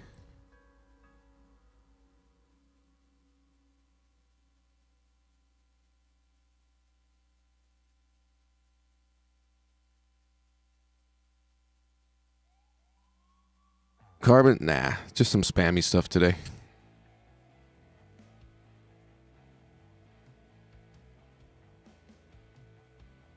Carbon's still learning. He doesn't really know setups. He's starting from the beginning just recently.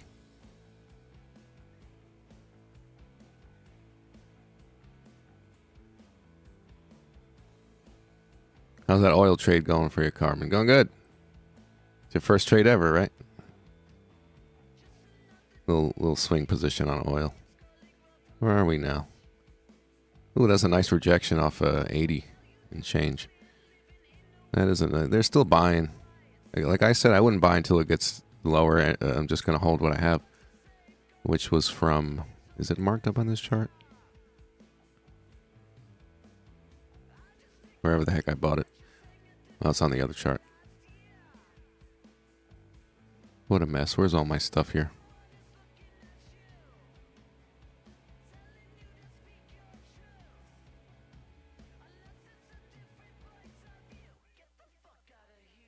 But yeah, that dip got bought up on oil. That's nice.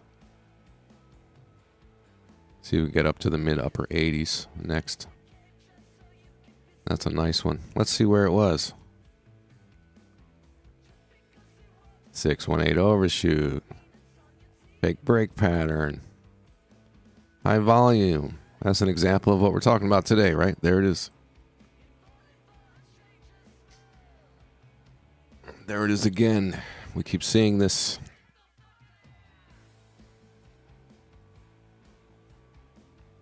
I don't know if the market's doing it more than usual or it's just the usual, because we already know this, but it's doing it a lot.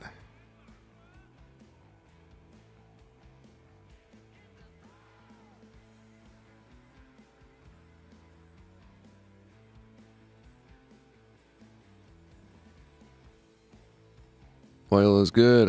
I am still up a good amount. Okay, what? Oh, you're up 30%. Oh, okay, nice. Nice. I mean, that's a win right there. Jackie, no problem. You're not spamming about webmail? Okay, good. Nice one, Carb. First trade, first win. But I'd say off of that last dip, it's likely going to go further. You can start taking profit into the upper 80s if you want. Whatever the chart says, we'll look. That's what happens when you use it. Thank you very much. Glad to help. There you go.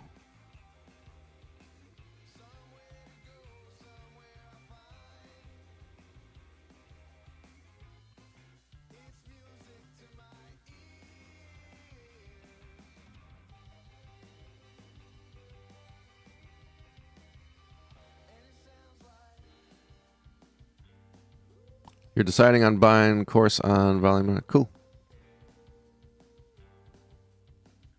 Let me know if you have any questions. I never had anybody tell me they didn't like it or they weren't happy, so that's good. No regrets, bye. Yes, we say no regrets. Good and easy to understand course, Eric. Thanks. Yeah, like I say, it's a lot, so I had to organize it, and end up being whatever that is, 14 hours or something. But I made sure to cover everything and make it organized and easy to understand.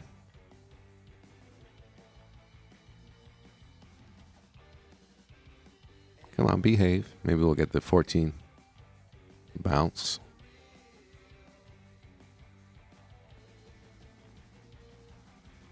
But yeah, it's like we had the news move and now we're just sitting here.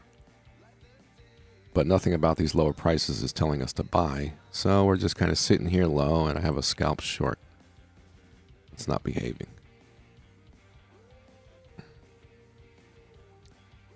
Yes, behave.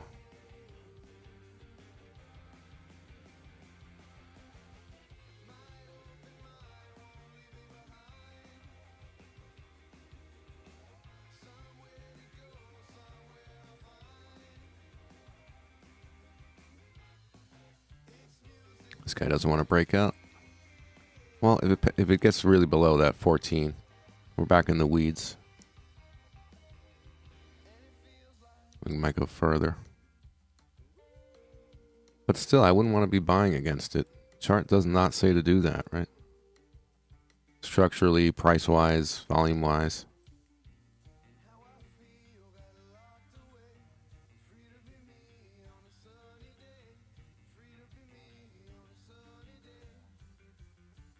Chart don't lie.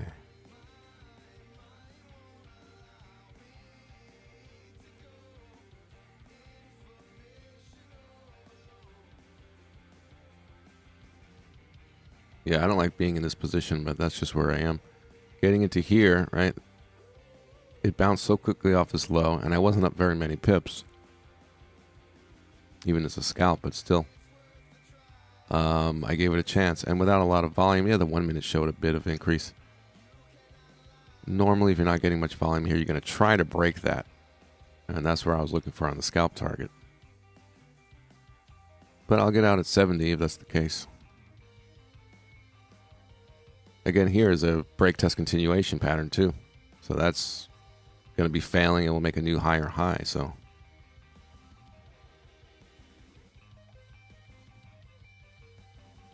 we'll see what happens off of that. Charts need some caffeine and decisive. Yeah, it's like, okay, news move, and now what? Now what, pound? You don't know what you're doing. If we could test the 14 EMA or test new low ground, now that we've been sitting here, get some information. Well, the pound moved on news and went to sleep.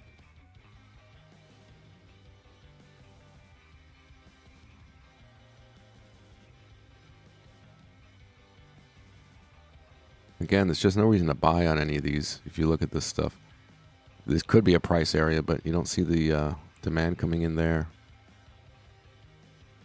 Let's see if that gets a bounce.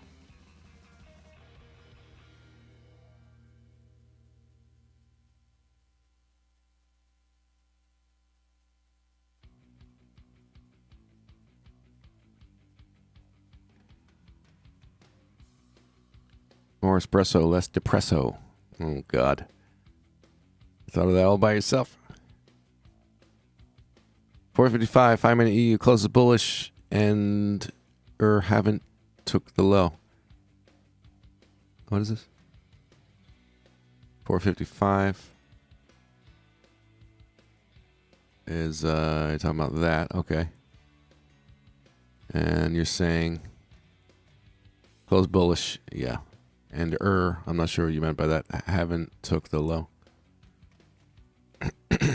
Yeah, I was looking for the one pop below before I start taking profit on the scalp.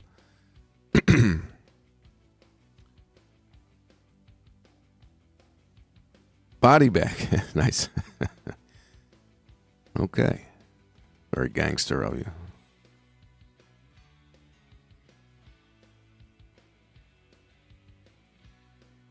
So again, the reason why my stop loss is at 70 is because I'm allowing it to test this stuff. Things tend to overshoot a little bit, so my stop's not right there. And have this support act as resistance and stay in it. Again, one more 5-minute candle after this one that would have popped down here. There's my scalp target. But we just didn't get there. So I'm in this hairy position right now. It's hairy.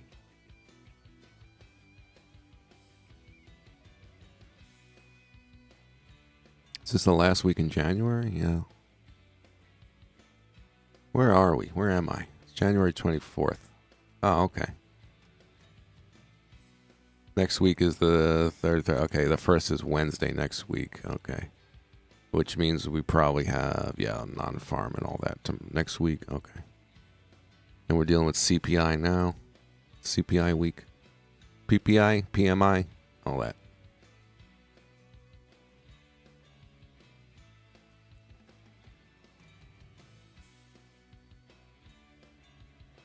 Thanks, Carbon. I do have a calendar. Any hint how I can scalp Forex any indicator for that? I would first answer is indicators don't work. If it was that easy, everybody would be doing it.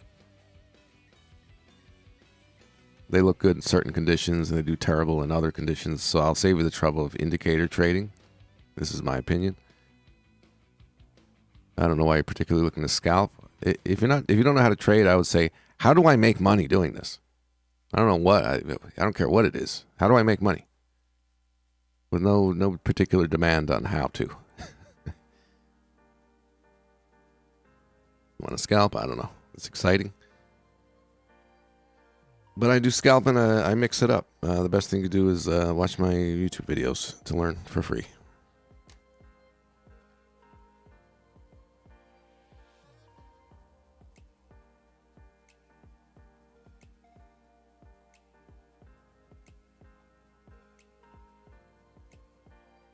Thank you, Mr. John.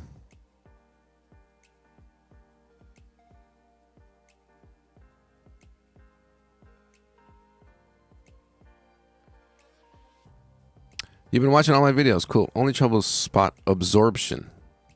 I misread it. Also watch the live stream Tuesday, Wednesday. Yes. If you have a situation where you have high volume, but it doesn't stop the move and it continues, then that high volume, what that represented, was absorbed, so to speak.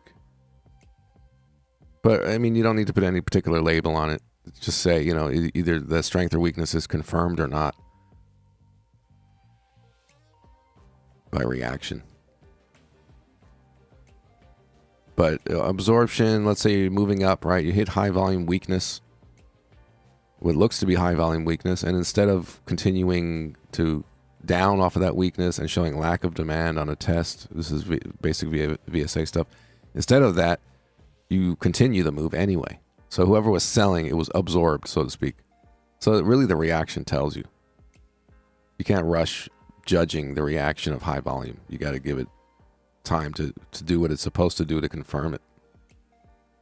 Maybe that helps. Like if I see weakness and then price goes higher than that weakness bar and the weakness is not there, I consider it absorbed. No longer looking to go short. That makes sense? I mean, you could, for example, just a visual, right? So if high volume was here, forget this because that's news. So putting that aside, we come down, we get high volume. Say, okay, it's demand coming in. And you want to test for sellers, you want to confirm.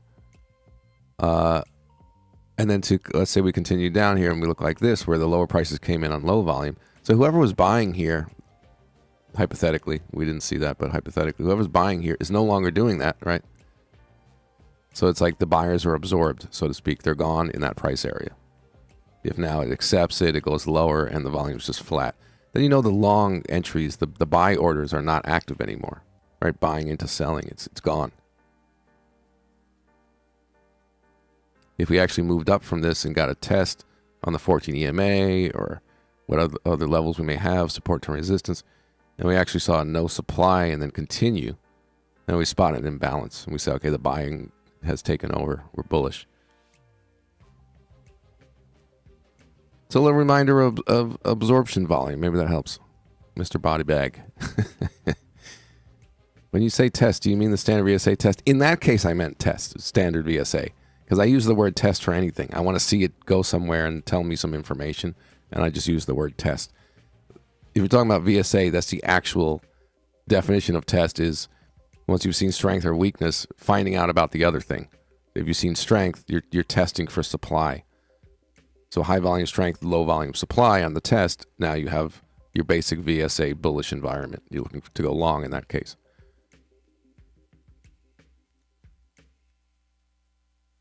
So that's the actual. In this case, I was actually talking about, yes, the real test, so to speak, yeah. But I'll just throw that word around and say, we'll test lower prices to find out, we're testing buyers, so to speak. Yeah, that's good to clarify. And like I say, generally, I'm not trying to emulate VSA the way it's exactly taught. I took I took some things.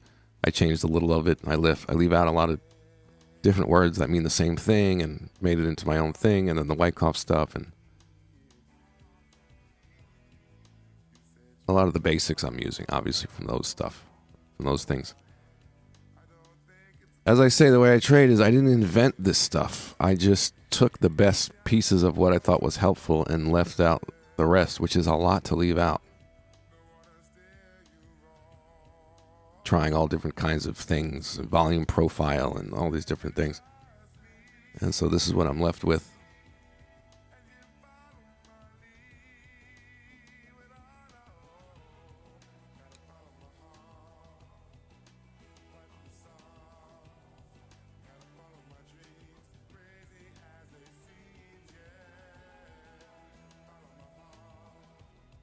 So we're still hunting. I'm hanging on to the Eurodollar. Pound, no action after the news move. We got dead fish reaction. Staying in the same price area now for an hour after that news. Volume just dying out. We can't find out about new levels and what's going on. The one thing we could say is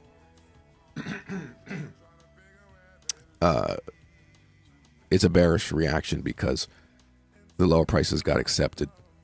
They're not getting rejected on high volume. We're sitting at the low on the pound. So the one conclusion is, effort versus result, so to speak, and the action off the news and looking for the reaction to the new prices. That's the reaction. Nobody's buying. So that much we could know. But until things start moving again, on the pound in particular, there's not much else you could say about that. If you get an up move and weakness, right, it matches the situation maybe to short, but you got to start moving a little bit there.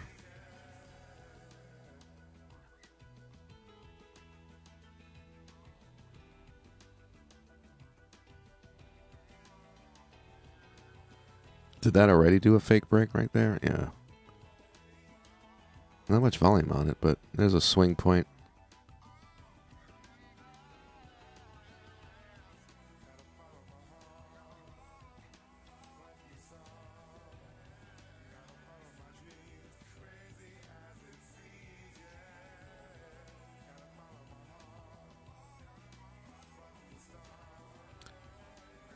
You believe EU is testing supply? Yeah, that's what this is. Because if you think about it, see, in regular VSA, supply is just a low volume down bar, is a test of supply showing low supply. For the way I've altered it a little bit makes perfect sense to me, is it's not just any sort of low volume down bar after strength that's a test. You're testing for supply at an area where sellers would be active. It's not just anywhere. So what do we have? 14 EMA, low volume. Previous support to resistance for break test continuation, right? Support to resistance, easy stuff. Testing for sellers there. Now, if we got a volume spike and a rejection, that would be good. But we're just kind of flat. But, right, let's say this popped up and hit high volume and then came down as a result. Then we say, okay, there's supply here in our downtrend. That's good.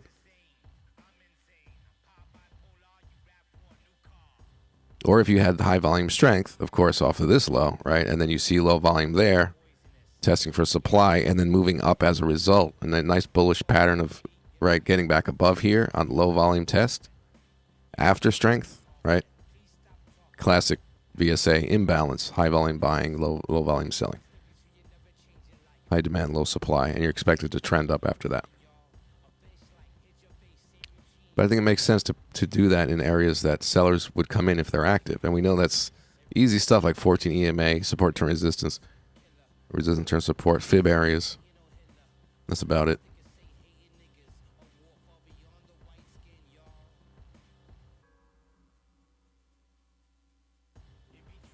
So that's how I use it a little more specifically in certain price areas.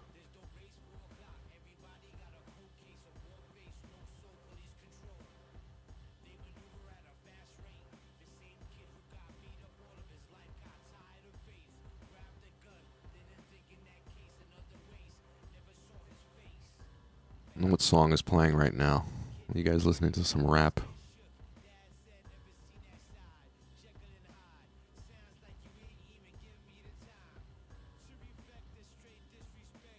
I'll be back in 1 minute.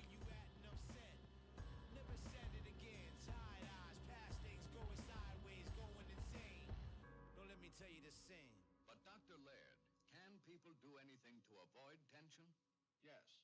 Well, that's good news.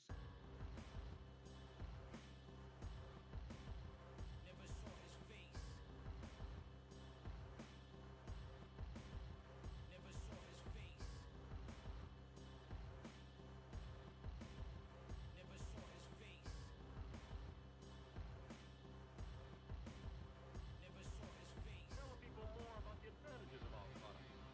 Our advertisements are appearing everywhere. And that cannot continue long. That's one of the things I guess we'll have to be without for a little while longer. Going to be awfully hard on them and their families. I hate to break the news. I told you so. You know, I'm worried.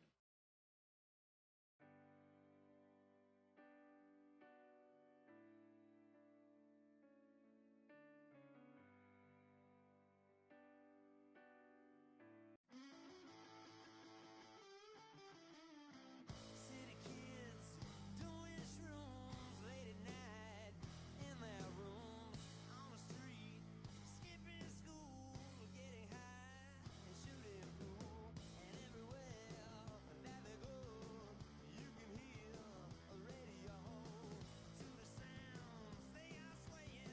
It's rock and roll music playing, and they are totally addicted. All right.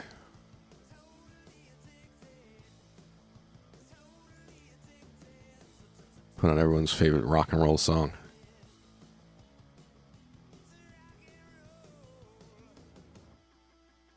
What are you doing, Carmen?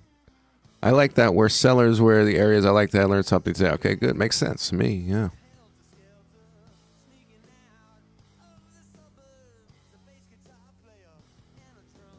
I mean, you could have some weirdness where you see demand and then people say there's no supply in the same price area that you just saw demand, and that's actually no demand. Right? It's just logical to me. If there was high volume demand here and then you come back and the volume's low, what is it telling you? No demand. It's probably going to break. But people would see that as a no supply. But that has to be higher. How do you find out about supply at low prices? You find out about higher prices about sellers. Isn't that VSA?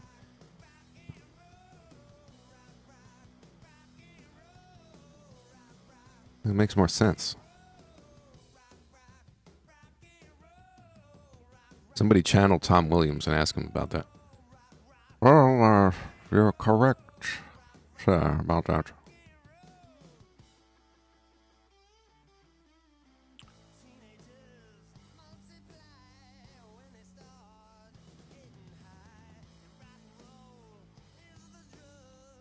So again, nice move on the pound off news, but it just wants to be flat and dead. Can't work with that right now. Went to sleep.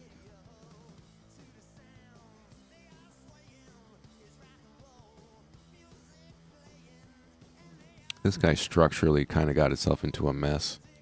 Fake break high, fake break low, sitting in the middle. Volume is a bit inconclusive. Patience, patience.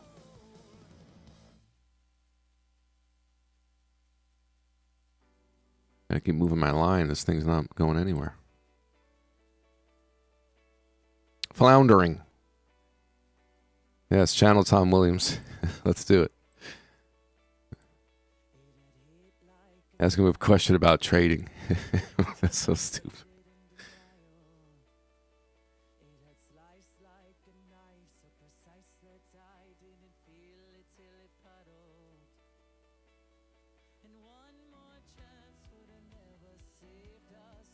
Well, I wish there was something more exciting going on.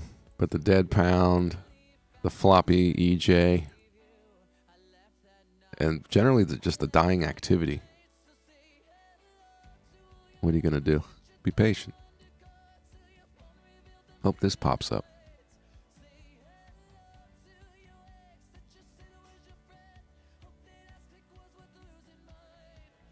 David Weiss. Oh, recently. Wow.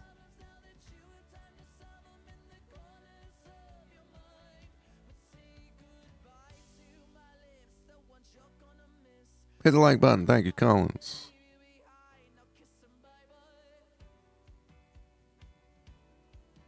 What do we got here? 15.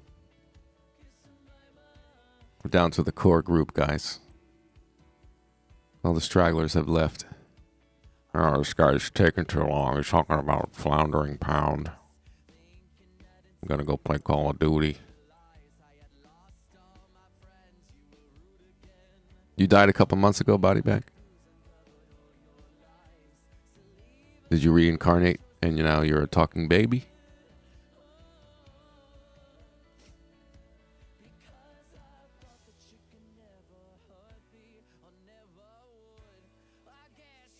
Are you obsessed with death? Is this your thing, Mr. Bodyback?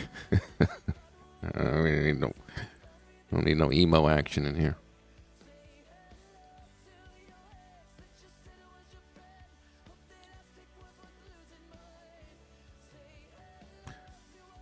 You read his book, Once Trade's About to Happen. I never read that. You like that? Yeah. Trade's About to Happen. Might be a good book to check out. Oh, behave.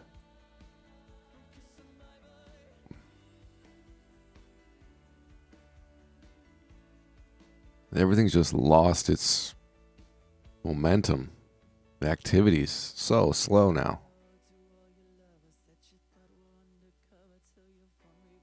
Wouldn't mind so much if I wasn't in a trade.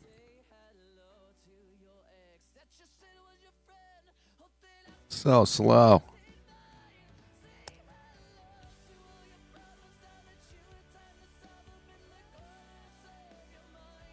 Well, hopefully we're not just sitting around waiting for news. That's in 4 hours. Quiet, low volume until news. Gosh. But it is really quiet now. So that's what it is. Fellow doobie. Put on some music. Learn something. Do some push-ups. It's about VSA. Yeah. Only that talks more about commodities and stock. Yeah, I mean, master the markets, and VSA originally was all about that. And then kind of working it into realizing tick volume works too and all that. And there's some differences.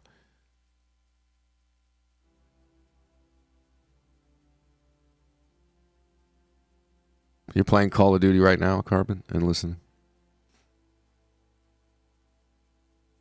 David Weiss would say this is the cause building effect. Yeah.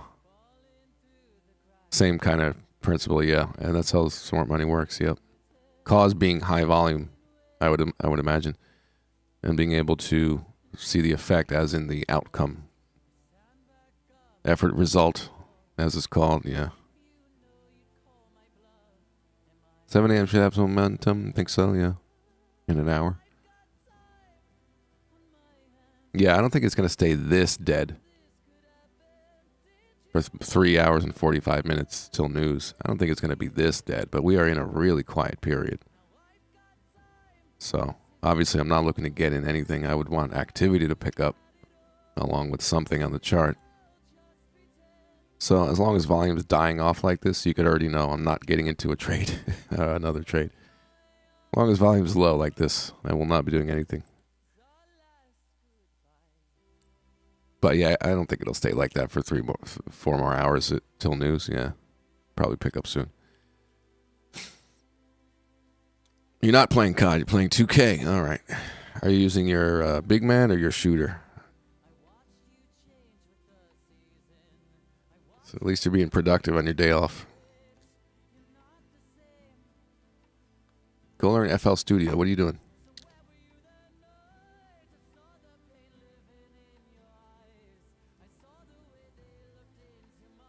Yeah, do what you want. So yeah, as long as volume is just falling off a cliff, decreasing, price is not moving on a lot of them at all, I'm not doing anything, but I'm here. We'll see what happens when things pick up. Oh gosh, I would never play on my phone, but I know Carbon does. I just don't want to play games on my phone on a little screen. Actually, I haven't played Call of Duty in a while. Mindless. That's what I say, Carbon. Mindless. I don't want to play. It's too mindless. Die, run around, shoot. Die, run around, shoot. Die, run around, shoot. 9 hours later. Die, run around, shoot.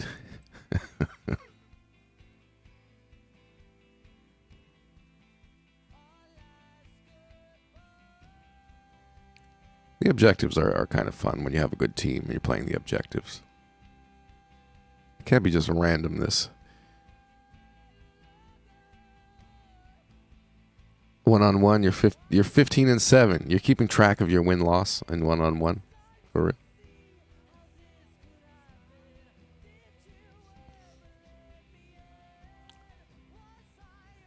So, like I said, again, just to be clear, if volume is going to keep getting lower and lower and we're just sitting here doing nothing, I will not be... There's nothing to say. There's no...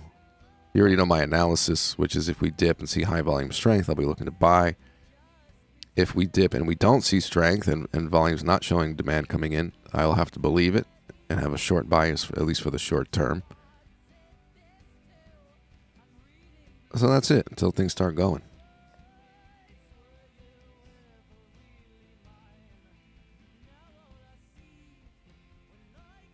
Die, run around, shoot, loop. That's COD life, yes, basically.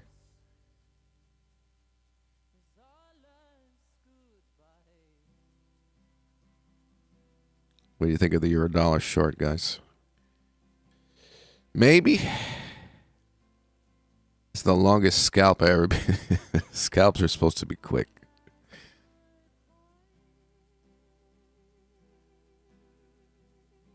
I think I had 5 things going on at once when I was trying to get in. I got in a little late. I'm not making excuses, but I did.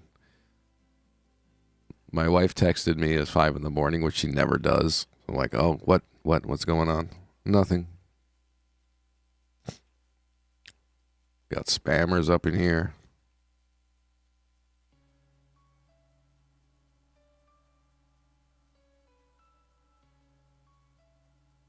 Like I said, management, right? I didn't do anything on the trade. Not because I just get into trades and never do anything, but I didn't see a problem. And my stop loss is here in an area where that would be a problem to go there. Surgically placed stops. Now, I didn't put it right here because things overshoot.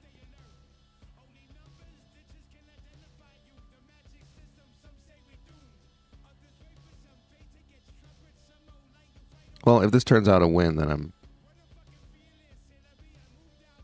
depending on how big it is, I'll be up for the day. We'll see.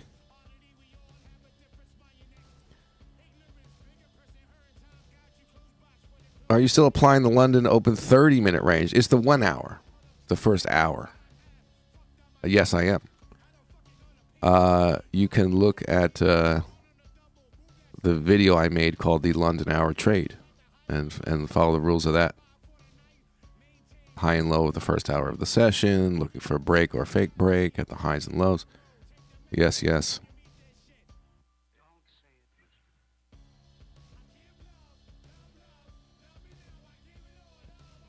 I watched about an hour of the keyboard settings work on FL Studio. Good.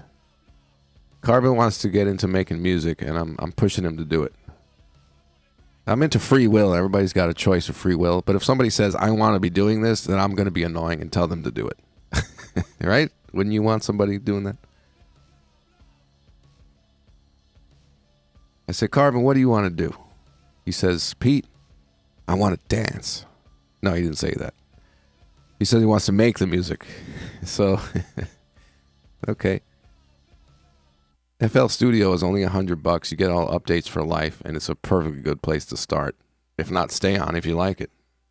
Ableton. Well, I was telling him, yeah, you can kick it up to Ableton if you really want to do it right, especially doing like, you know, electronic music, dubstep, things like that. Yeah, you want to use Ableton. But you can get away with FL Studio, and particularly if you're learning and you're not about to spend money. I would say, you know, I like starting cheap until something proves itself. You know what I'm saying? You could easily spend $1,000 right now on the Ableton and a converter and the extra plugins and plugin bundles and nah. Let's get FL Studio for $100 and use right, and also get free samples, free loops, free sample packs are everywhere, and just start.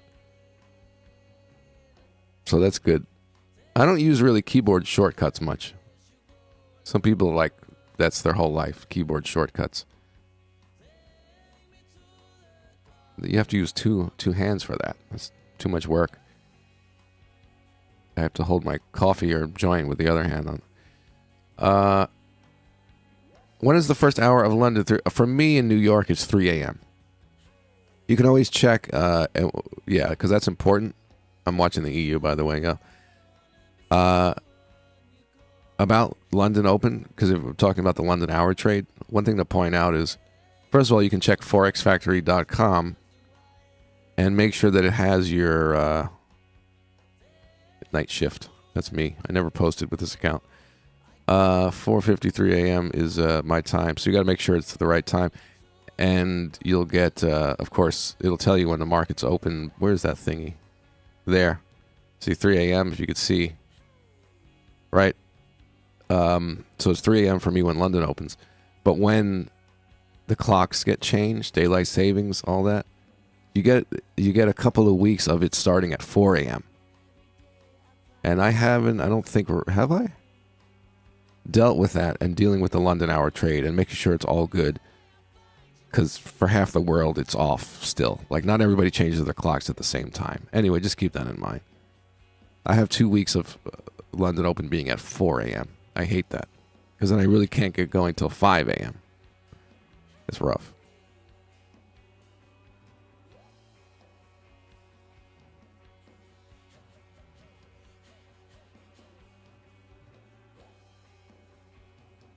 Well, I guess I can't sock puppet as night shift.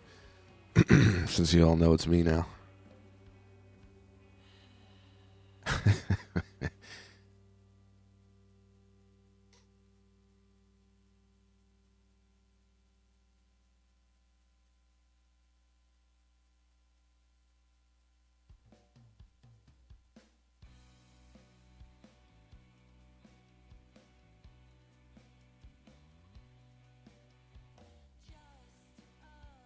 All right, watch this $1 deal. I'm just past my entry price, just about break even here. Let's see, where are we in the chat? That was Dazed and Confused. Great reference. You got it, Dean. Oh my gosh. I say such obscure movie references that nobody knows. Just nobody ever knows. Like, man, nobody caught that. That is that's so funny. I remember rewinding it over and over again and watch him say, man, what do you want to do with your life or whatever? He's like, I want to dance. That's good. You know it. When he was sitting in the back of the car mad in that scene, I don't know if it was that scene or another scene, when he was sitting there pissed off in the car, that kid, you know, cursing out somebody, talking, he was so mad. Oh my God, that's the funniest mad guy I've ever seen.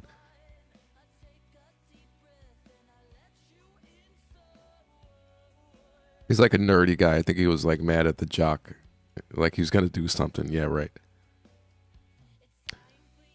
You were on FL first versions when you were 1920. Yes, Fruity Loops.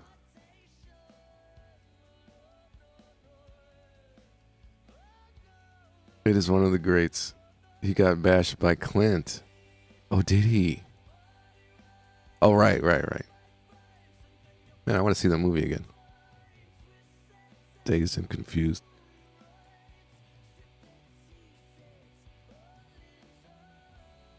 Pound is still just laying there dead. What else? Volume still generally decreasing. I mean, if we can get into new price areas on the pound, we get some information. If we can get some volume increase, we'll see what that means, how it shows up. That's some information. So we're being patient. It's quiet out here.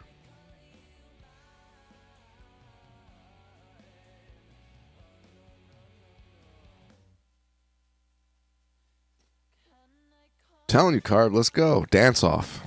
If you want live stream, you want viewers, start dancing. Take that shirt off.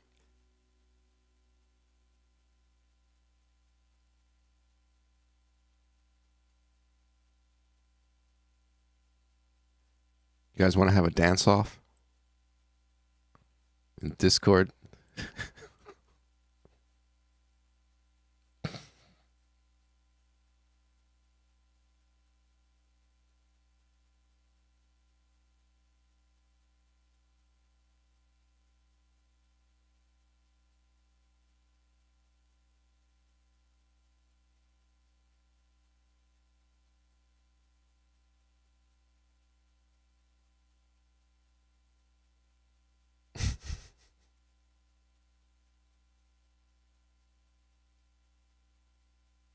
How many we got?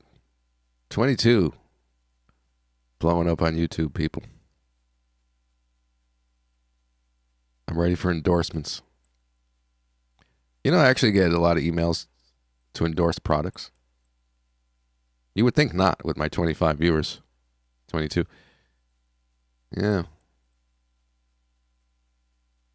Hi, if you're somebody watching thinking about me doing an endorsement, I really don't do that. Well, the last one I got, somebody said, would you use this software in your live streams? Use our software, charting software, and indicators. So I said, sure, let me try it. I didn't say sure. I said, let me try it. Let's see. So let me try it first. And I'm not going to, come out here with, hey, guys, check out this indicator. It's got prettier lights than these, prettier colors than these ones I don't even use. But on the slim chance that it would be something good, all right, at least let me check it out. But they wanted a price first. They were like, but how much are you going to ask for to use this in your live stream? I said, I have to see it first. I guess that's not the way you're supposed to do it. So that was that.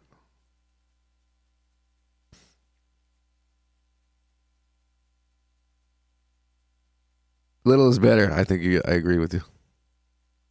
Quality over quantity, yes. We only get a couple of BSers in here, and then we got our core group.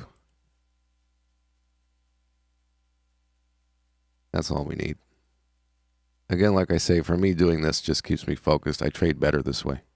For some people, it might be worse. They feel pressure or something. But I actually feel like I trade better this way.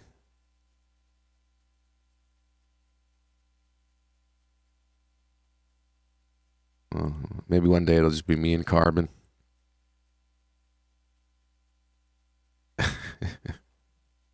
Just stream to nobody.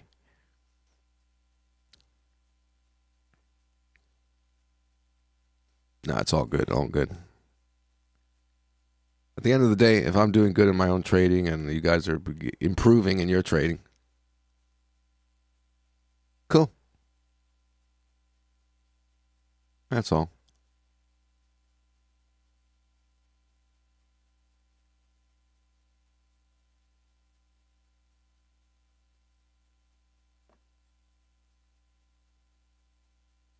Dead fish we got today, huh? Volume decreasing. Price going nowhere. This is like what you get in the middle of August, you know, when you get a news move and then you're like, oh, the market's awake again, even though it's July or August. And then nothing happens after. And you're like, oh, yeah.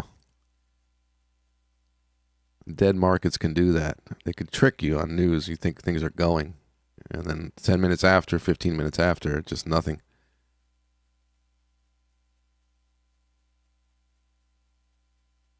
It's kind of what we're dealing with. It'll wake up eventually. See you for the long run? Yes. If I don't ban you, you could stay.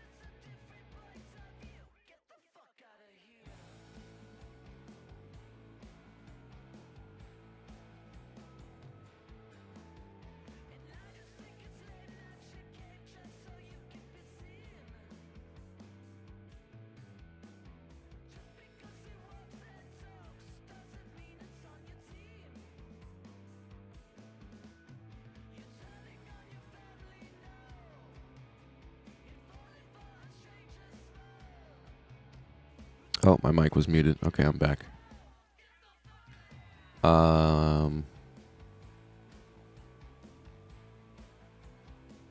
Chat? Where did I put my chat window?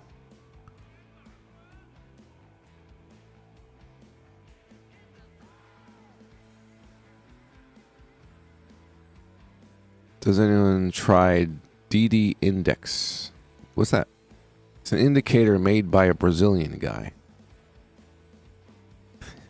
Has he traded live?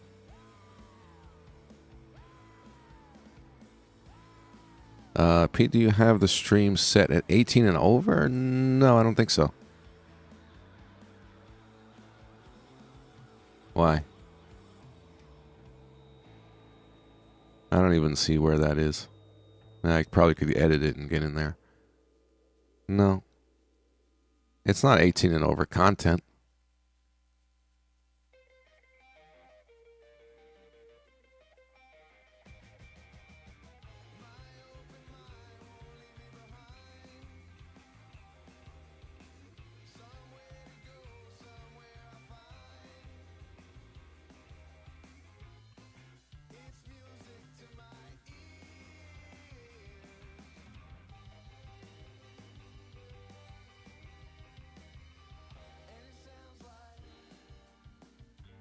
Oh, because there's cursing in the song.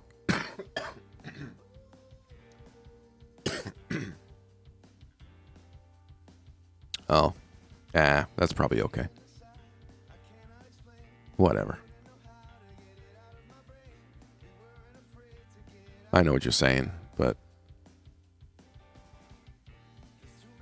unless I hear a warning from them or something, I'm not going to worry about it. Yeah.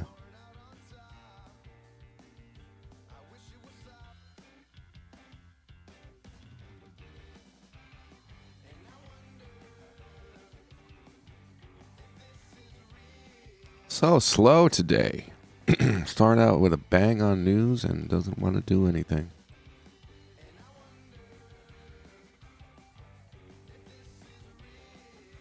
Man, I hope Wixie comes back soon.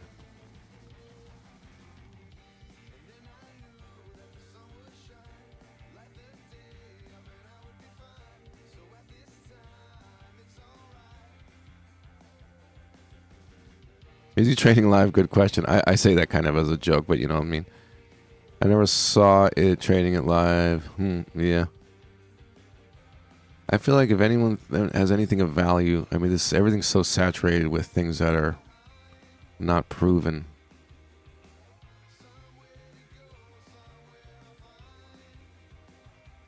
I mean, I find it, again, as I was saying earlier, I find it strange when people ask about stuff that has no real proof that it works, and then they're asking me. I just think that's weird, if you know what I'm saying. Like, I use this and it works. How about that? I don't know. Weird.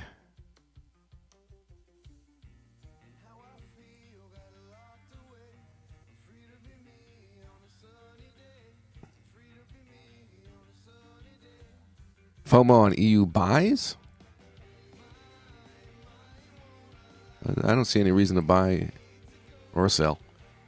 Wait for things to wake up. New demeanor is that if it ain't live, it's bullshit. Yeah, right. Pretty much.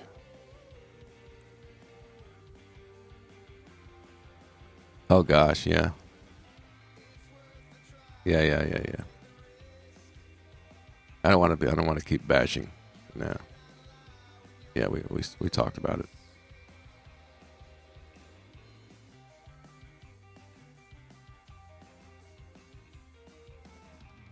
I mean, you know, before I was live streaming on YouTube, I live streamed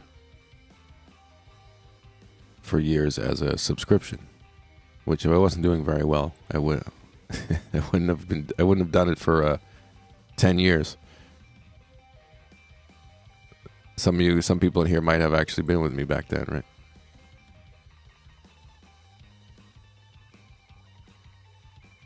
But yeah, I mean, right? I don't know. Logically, if you want to filter out the BS, I mean, everybody kind of should know that, first of all. There's a lot of BS in the FOREX educational market community.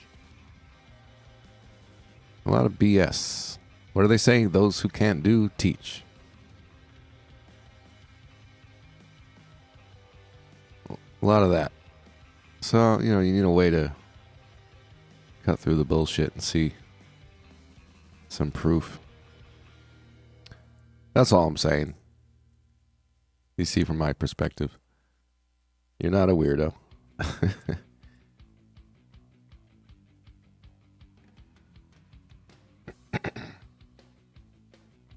I remember a long time ago somebody saying, indicators don't work.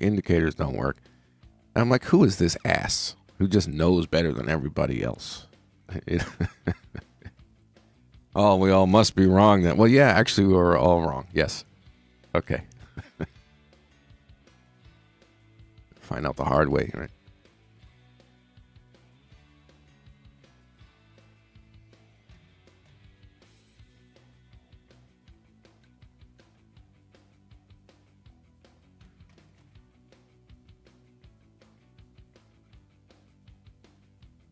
Dollar index behave. ICT said indicators don't work. Well, the clock is right twice a day, right? A dead clock is right twice a day. You like this song? Cool. Which one is it?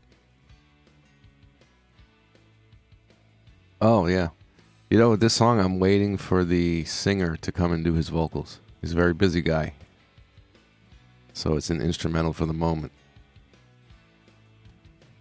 Cool. I'll tell him you liked it. One day, suddenly, you're going to hear somebody singing on it when we finally finish the song. But he played drums and I did everything else.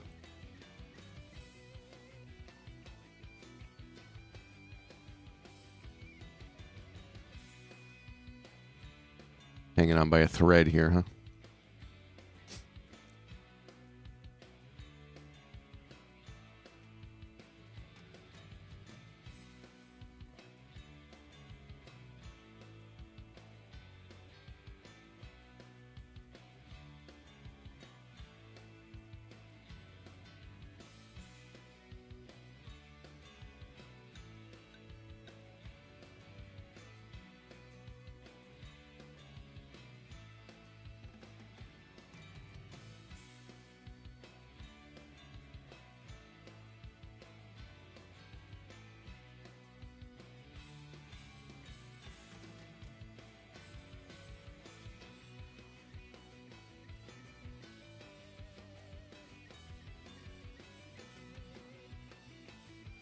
Blowing a couple of accounts was an integral part of my learning experience. Yes, it is part of it.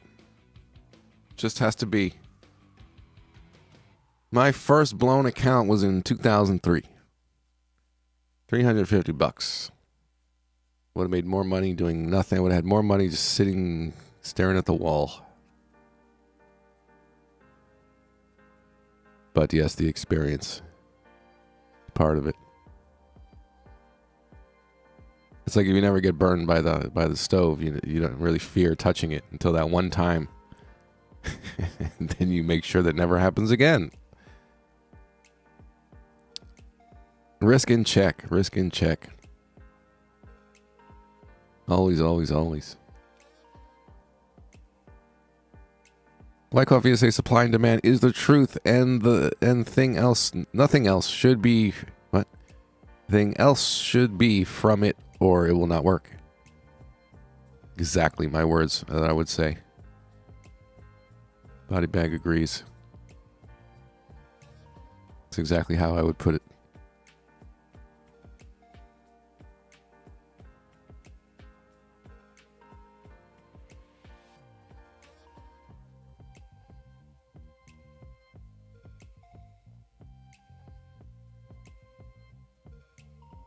So, like I said, the scalp, the stop is right here.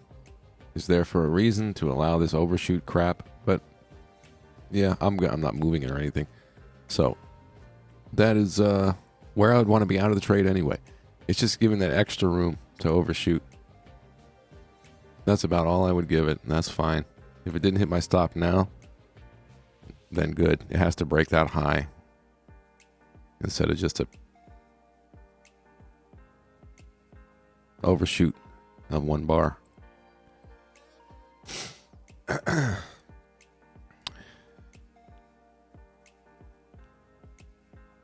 Leave a like for Wycliffe. You know, I learned Wycliffe, VSE, Tom Williamsburg, and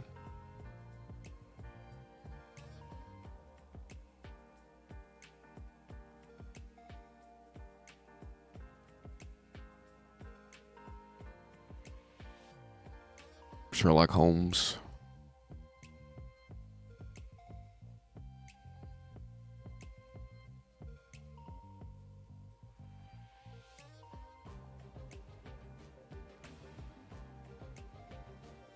We got the crew in here. That's all we need. It's perfect. 26. I'd be bored right now listening to my ass. Well, you see the volume's dying out. And again, it's like, as long as you see that, you know I'm not going to do anything. So you don't really have to, be ready for a trade entry or anything here. Until this stuff starts picking up. That's all you got to know, right? Things are moving maybe a little here. Gonna keep moving my line.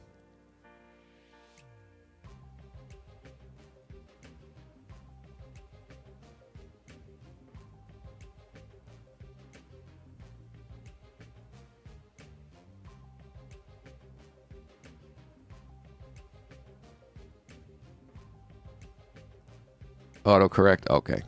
I believe you. So you know his name. What was the other word you used? Fluxing. Sometimes the market's fluxing. It's Carbon's term. We're using it. flux capacitor fluxing.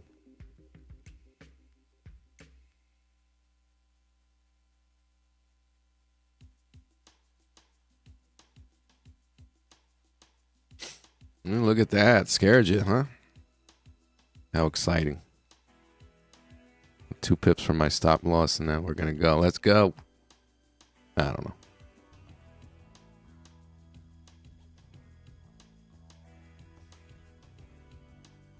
Surgical stops.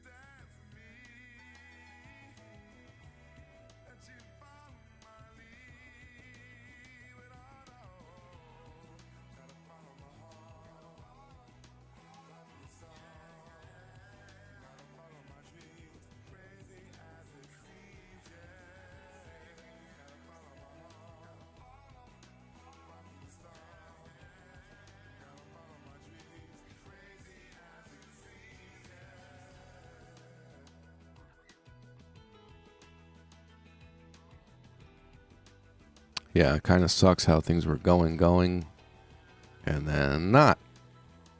Maybe I'll end up getting out of this trade right here.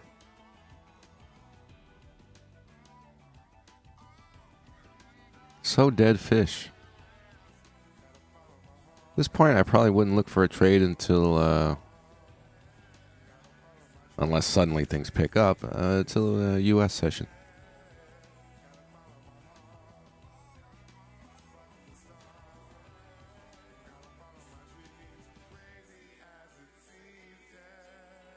No trend anywhere. Started off all nice and normal.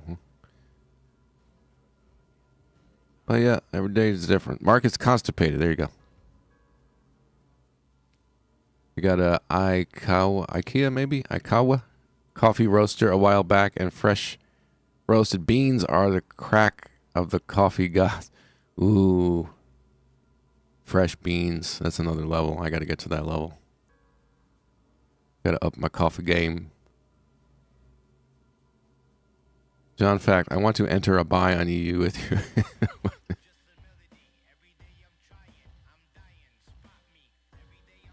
John H. and John Fact, they both want to go long? Okay, hey, that's up to you. Can I get out of my short first, at least?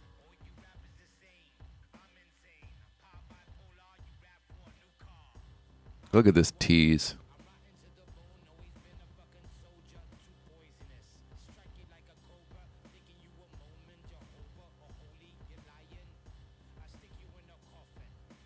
Yeah, next level, huh?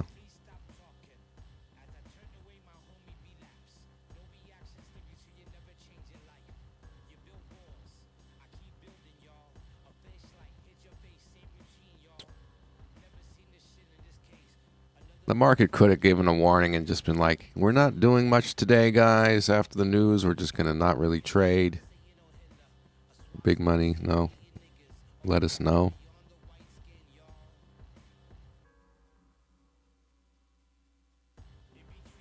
The dollar index was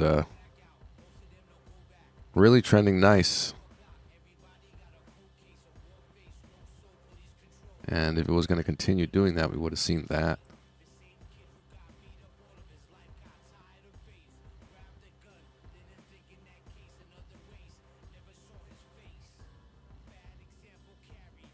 Well, maybe I'll end the session and then hop in the Discord around the New York Open to see what's going on, because by that point, the market should be alive again.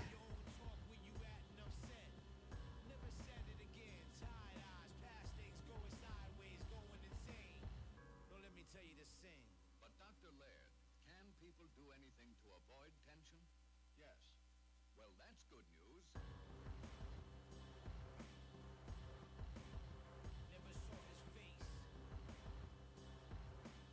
Yeah, I think I'll do that.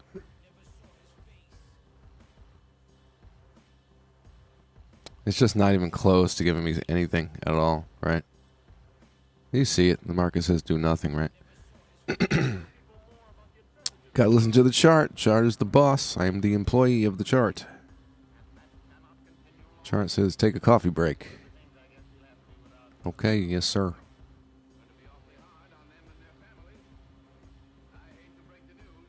Wasn't there some news? Oh, that was a little while ago. Okay. Now we're just at onto the U.S. news next. Okay. Now that did nothing, that news. Yeah. So,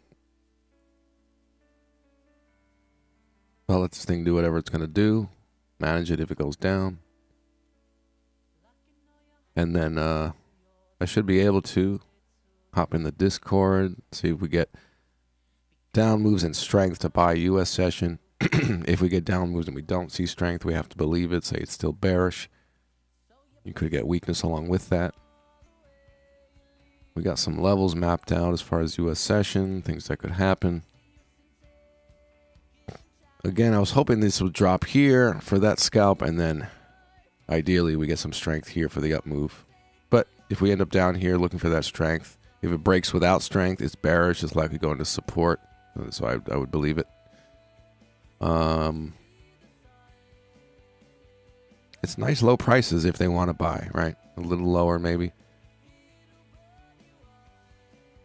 But as soon as things start moving and volume picks up and gives you some information, whether it's on the news or before,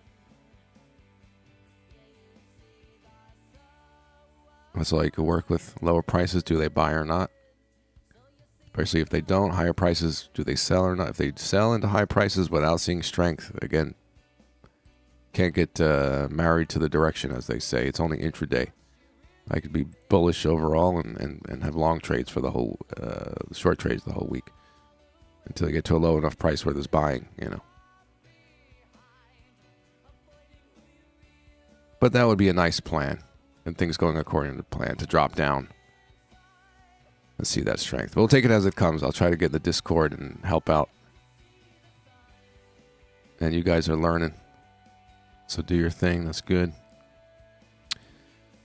Before I go, any more questions there? Pete, is there anything in the behavior you that would entice you to close the position as soon as it's BE? At this point, I'm not against it, yeah. It's kind of like, as far as a scalp and the activity and the momentum of the scalp, that's gone. Like, that's reason enough to close the scalp at break even. It's just going with the wind. There's nothing going on. If we had weakness here, something, right? But a scalp depends on momentum. This downward momentum is really gone. So that's completely justified to do that, if that's the case, yeah. If I get back to my break-even price here, I will look at it. If I see any issue, it's not happening, it's starting to bounce again, I'm down 3 pips, so I'll just close it, yeah. I'm not messing with this anymore, because the momentum's gone, yeah. And that's the reason for the scalp. dead fish now. Mr. Knox, how's it been, everyone? I've been working mad hours to clear debt so I can focus on trading more. Good. Do what you got to do. Clear that debt. Bitcoin, yes. Those cryptos. I'm holding. I haven't sold any off. Let's go. Let's go. 9-1 win rate. Yes. London hour trades or more scalps. More London hour trades. Yeah. The only loss is I took a 30% of my max risk. So a really small position going into the London hour trade today. But knowing there's news coming up, so I took really small risk. Talked about it in advance. Like, what do I do? Do I totally skip it because news is coming up, or do I go small risk? So I went small risk. So, no big deal. That's the one loss. Kind of knew it was a lower probability situation with the news. But again, for me, it's the no regrets approach. If the setup worked out, I would say, I should have put something on it. It was a valid setup. If it doesn't work out, okay, it's small risk.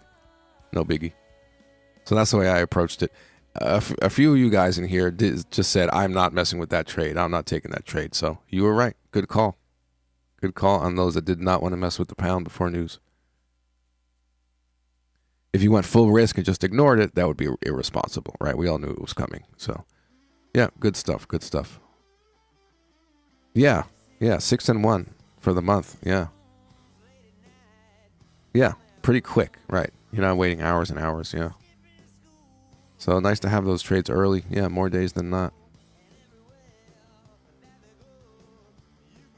Yeah, I'm going to keep up with adding the timestamps on entries, yeah. Once the video's over, the processing and it's up, I go back and, yeah, I'm putting all the entries. You look back recently and can't see any? Oh. Every live stream that I did in January, or at least most of them, at least definitely the one last couple weeks, yeah, has the timestamp, and I pinned the comment. So you really should see it. I recently went back and made sure that I pinned the comment. So yeah, I think that's so extremely helpful just to be able to jump from one live stream to another and just go right to the trade entries. Yeah. Cool. Take advantage of that, yeah. All right, cool. We'll end the session. I'll be back tomorrow, and I'll try to pop in, especially around New York Open, in the Discord. Thanks again for attending and listening to nonsense, as the market was kind of dead. Carbon says, like, subscribe, comment. Yes, hit the bell for notifications. You know when I go live, all that stuff. YouTube talk. Make sure they don't get... Exactly. All right, guys. Been fun as usual. Thanks for being here. Eurodollar, I'm either leaving my stop where it is and it gets hit, or it comes down to my break even and I reassess, do I even want to be in this anymore? And I'm not against just closing it unless it's running into profit. And then I'll see what I can get. Call it a scalp. Get another leg down, maybe. I see you comment not directly time-stamped? It should all be time-stamped. I'm not sure. Yes, I'm leaving. But I'll see you guys in the Discord in a little bit, and we'll be back tomorrow. Cheers. Thanks for attending. Have a good one, guys.